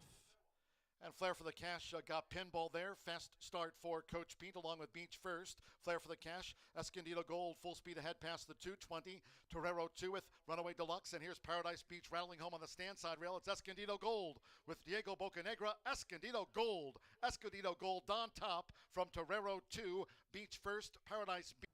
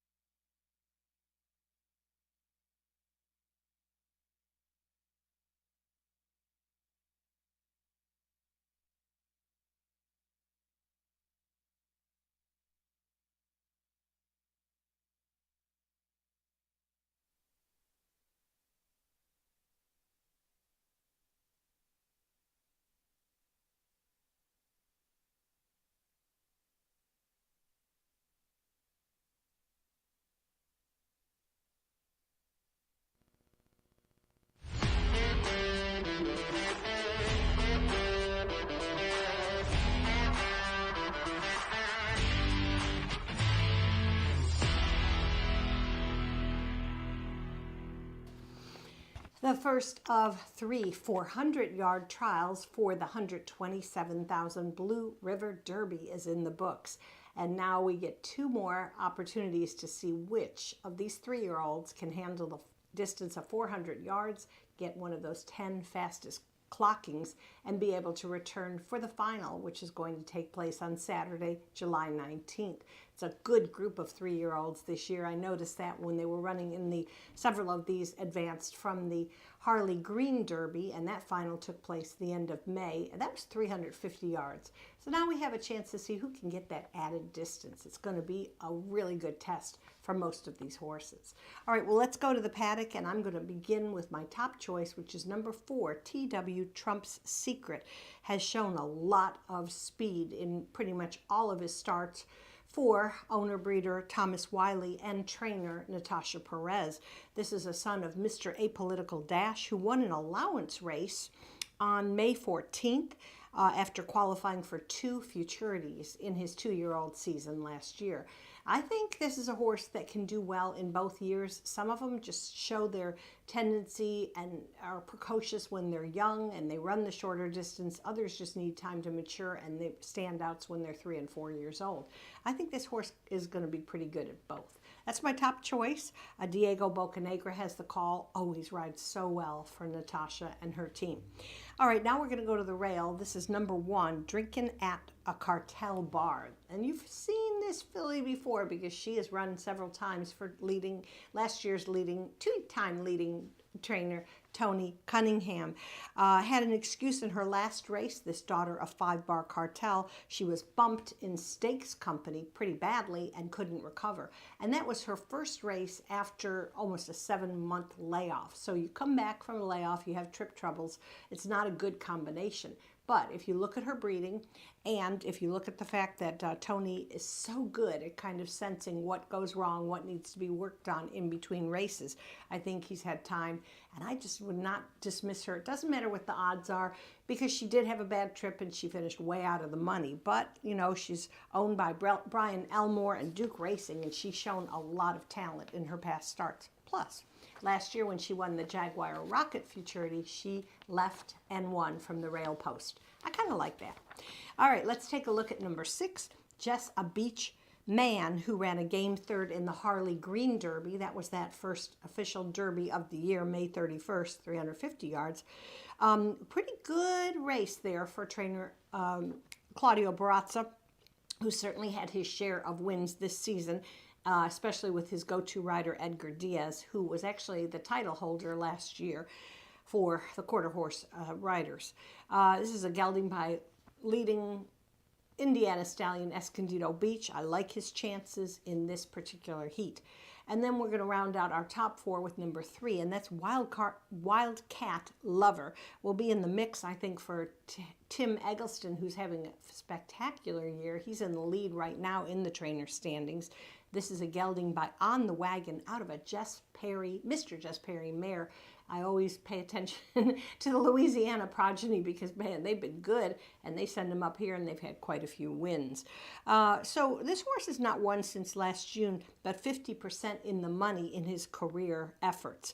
The younger Diaz, Eduardo Diaz, has the call on this brown gelding, and we're going to go 4-1-6-3 for my top 4. But if you want to make one of those quarter horse pentafecta, it's just a 10-cent wager. You need 1 more horse. I kind of like the 5-horse box. For 10 cents, it's $12. You get 5, mixing up those horses, especially a couple of these are long shots. I'd go with number 8, and that's CV Sky Kiss for Claudio Barazza, a son of Mr. Kiss My Hawks, one of my favorites, and I think he can handle 400 yards with Fernando Morin in the saddle. So good luck to all. In this trial, we'll be back with race 11, which is our final race and final trial of the card.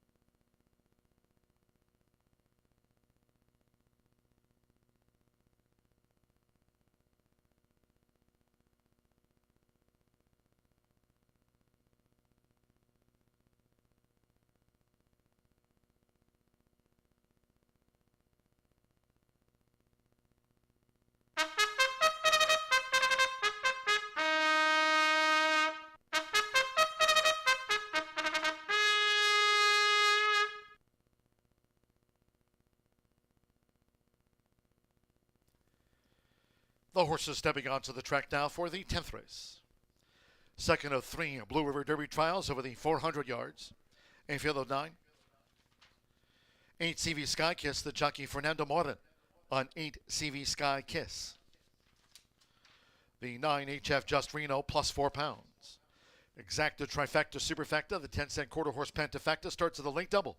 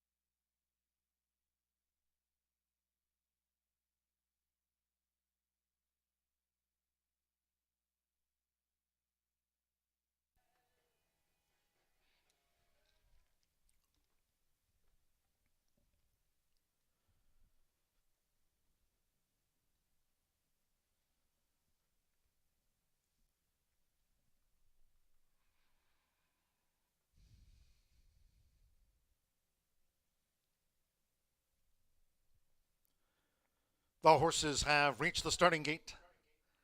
It is now post time.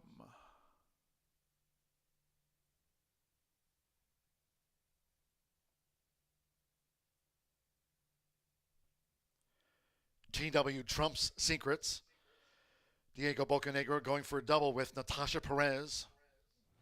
Escondido Gold won the first Blue River Derby trial, clocked 19.839 seconds. Drinking at a cartel bar. Jessa Beachman is in. HF Firecracker racing here on the 4th of July. HF Firecracker went in well. DNA Dell's winner. Flair for Ritzy.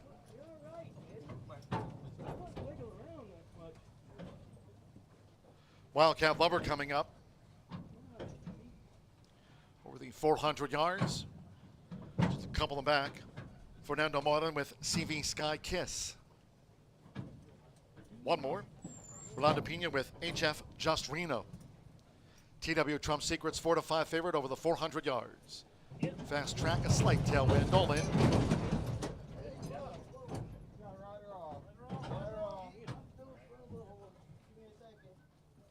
German Rodriguez resetting on Flair for Ritzy. Ready.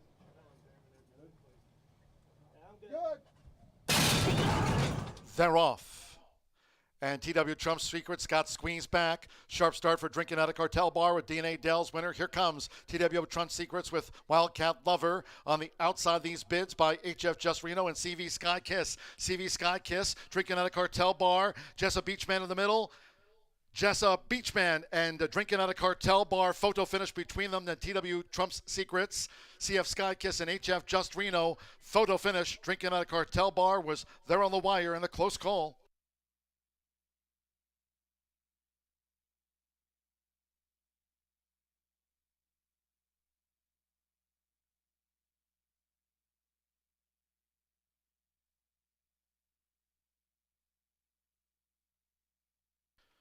Photo finish inquiry.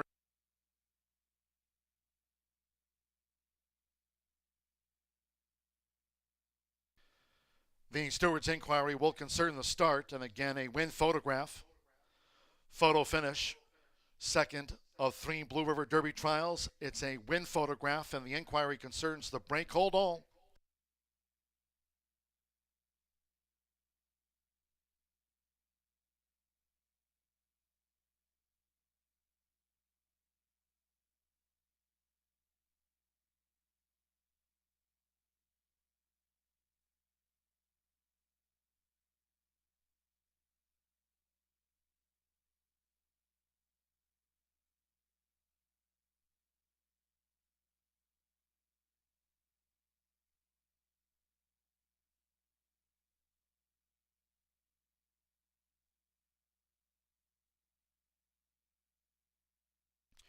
Once again, this is a steward's inquiry into the start. Hold all tickets until official, and we're standing by for the judge's verdict on the win.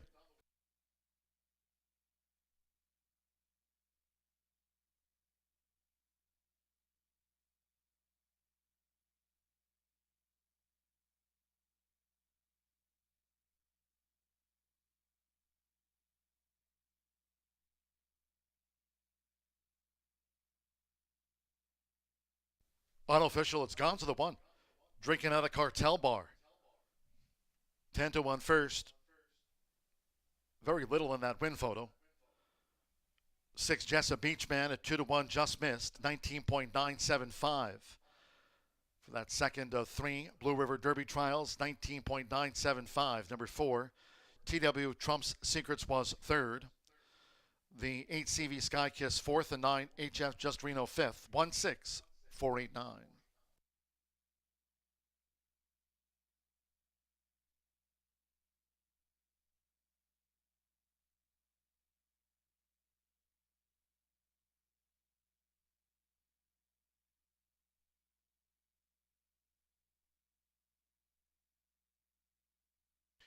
Stepping into the Murphy Trailer Sales Winner's Circle of the 1, Drinking at a Cartel Bar with Danny Martinez.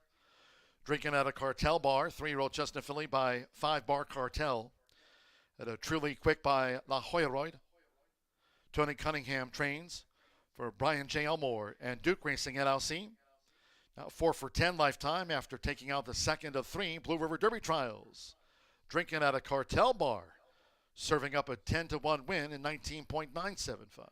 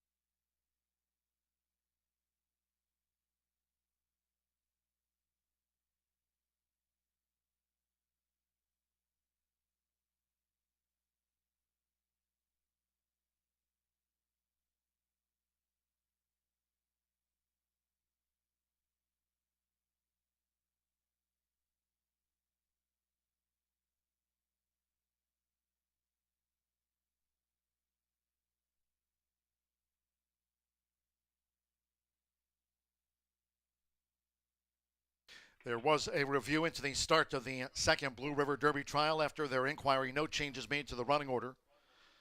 No action taken.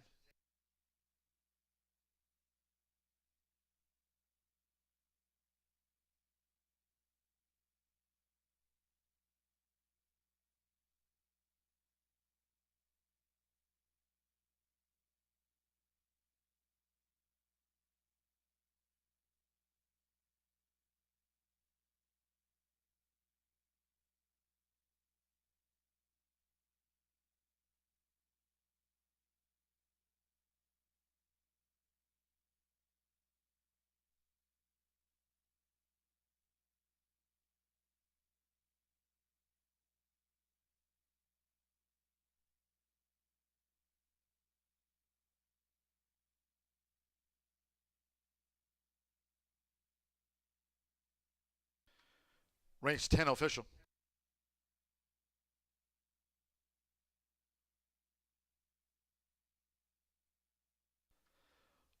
One six exacta with a nose between them, $87.40. The 10-cent pentafecta, 16489, paid $322.92. HF Just Reno ran fifth. The 50-cent trifecta, 164, $42.65. 1-1 trial double, 208.20. 10-cent superfecta, $182.94. And the pick three on races 8, 9, and 10 paid out $117.25, 19.975 seconds after the second Blue River Derby trial. Race 11, no scratches. Number 1, LB Hoyota. Oscar Macias rides the 1, LB Hoyota. 6A Political Mission, 4 over, exacta, trifecta, superfecta, 10-cent quarter horse pentafecta. 7:14 post time.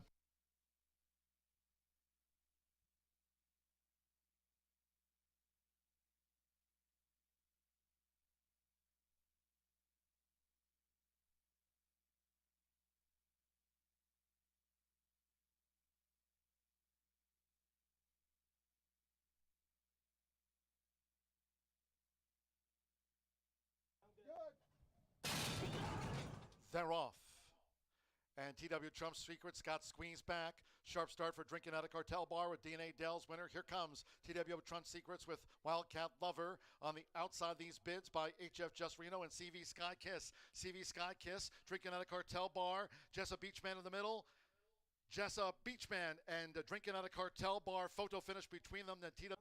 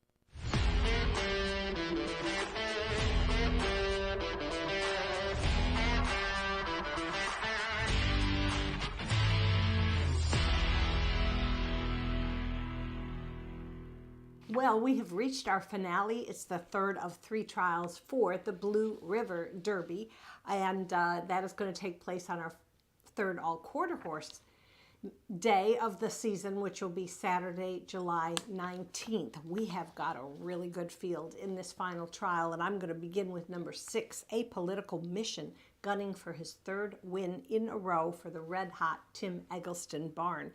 This horse exits the final and a victory in that Harley Green Derby May 31st. And as I mentioned before, that was run at 350 yards. I think the horse could have gone 1,000 yards based on the way he finished. It was so impressive. And that's what you're wanting to see when they're going to advance in distance from 350 to 400 yards. So I just can't find a knock with this horse.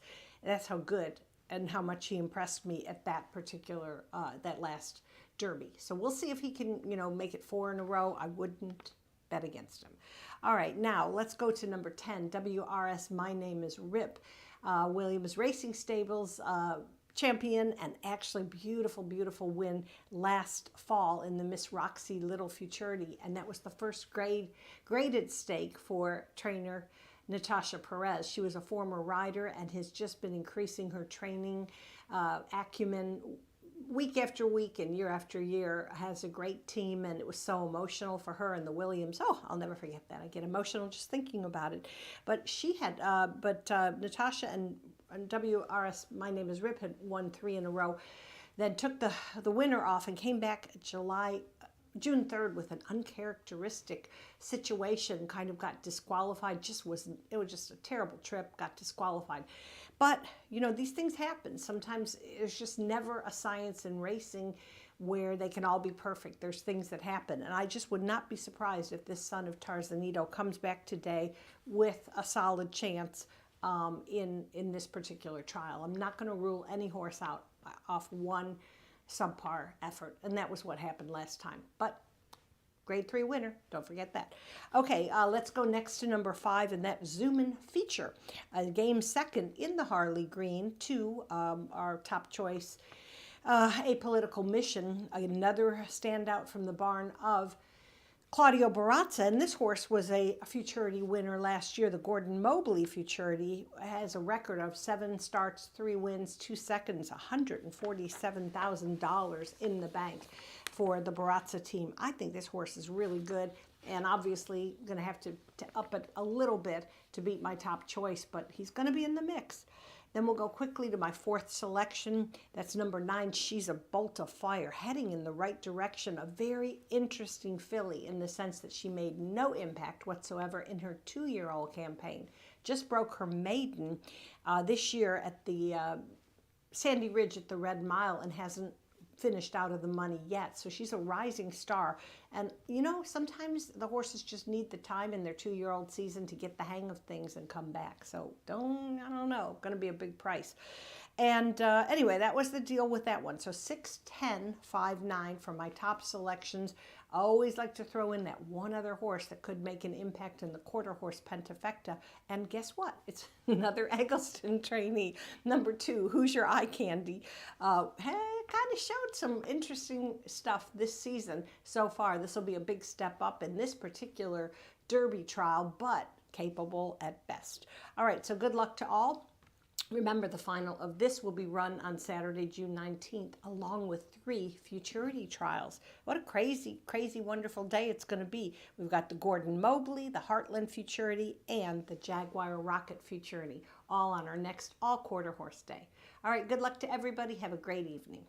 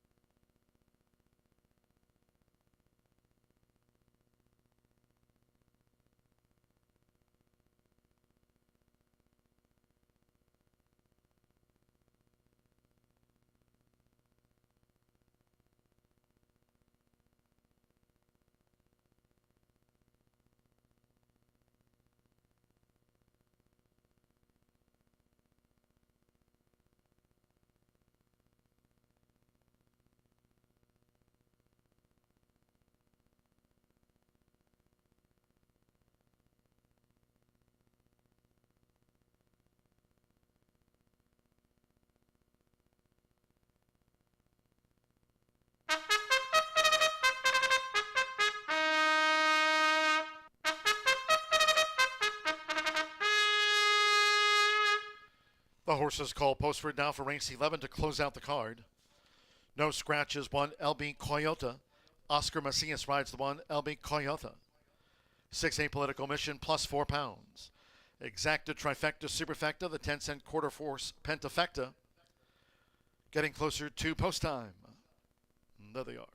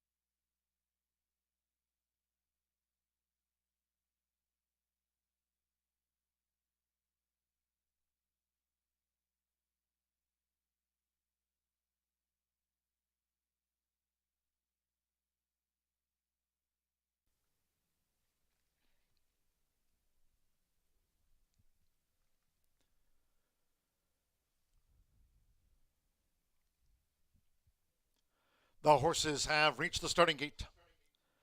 It is now post time. They're going in.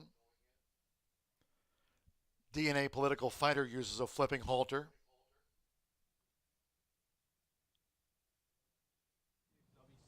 Apolitical Mission.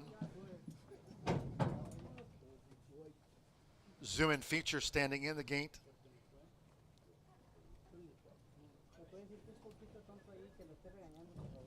Magna Beach.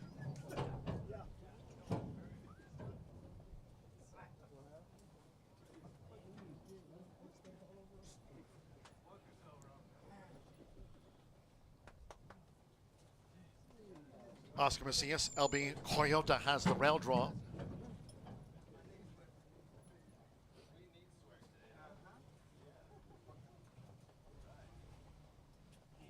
AP Political Patriot. She's a Bolt of Fire. Who's your eye candy? Two back. German Rodriguez with Jet Black Candy.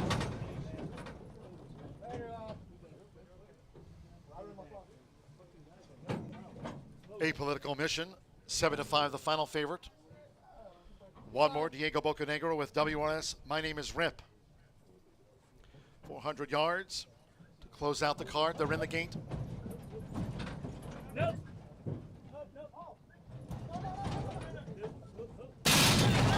Off in the final trial for the Blue River Derby.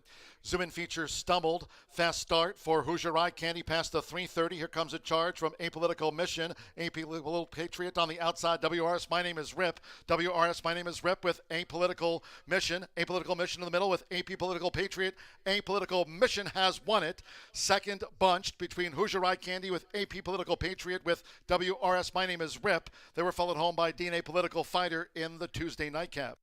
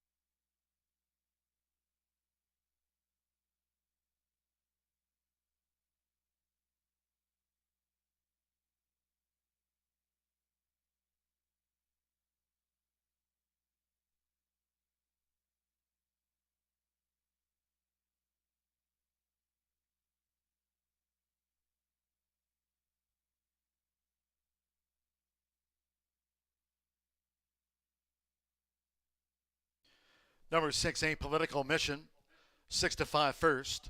The judges will examine photos before posting the remaining order of finish. Apolitical Mission. Rolando Pena, Tim Eggleston, Philip Harrison.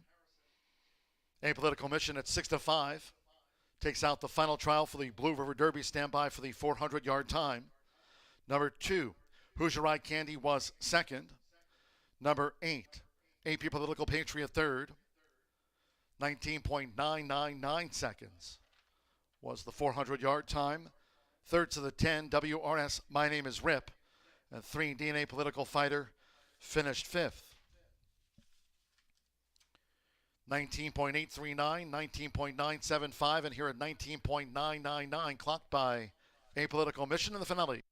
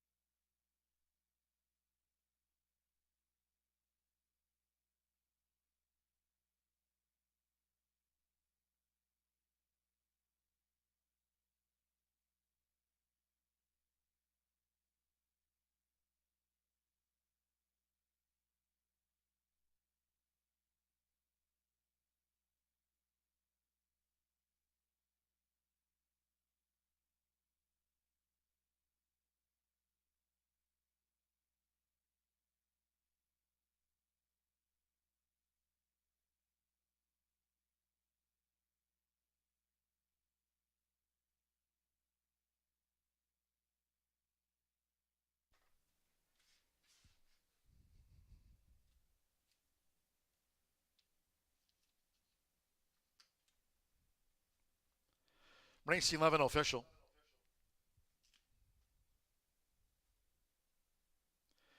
$6-2 exacta paid $57.80. 50-cent trifecta, 6-2-8, $48.35. 1-6 double, $88. 10-cent superfecta, 6-2-8, $10, $33.51.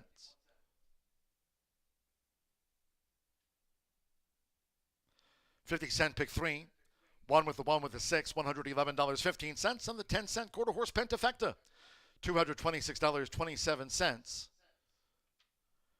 The 3 DNA Political Fighter was 5th for the Grand High 5. And the Murphy Trailer Sales winner circle the 6 Apolitical Mission with Rolando Pina. Apolitical Mission is a 3-year-old brown gelding by The Transmission. Out of Apolitical Deb by Apolitical Jess, the now 5-time winner, is trained by Tim Eggleston for Philip R. Harrison. The winner was bred here in Indiana by Dick Harrison.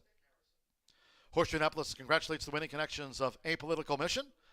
Looking forward to seeing Apolitical Mission back in the final for the Blue River Derby here on Saturday, July 19th, for an all-quarter horse card that surely will be action-packed. 19.999 to get Apolitical Mission through to the Blue River Derby final. That concludes our live racing program for today. We thank all that joined us here at the races. Cheers to all who tuned in. Live racing resumes tomorrow on Indiana Derby Week, our Wednesday post time at 2:10 p.m. Eastern. Until next time, for all of us here at Horseshoe Indianapolis, it's been my pleasure from the broadcast booth. Track announcer John G. Dooley saying goodnight.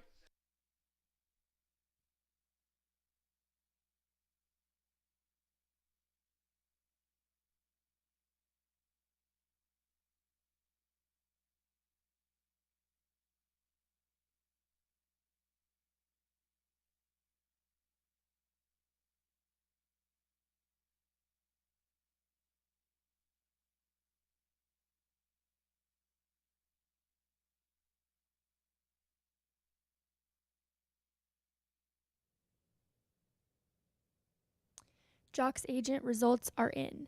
Congratulations to online player Cindy Kinsley. Thank you for playing in Week 9 of Jock's Agent.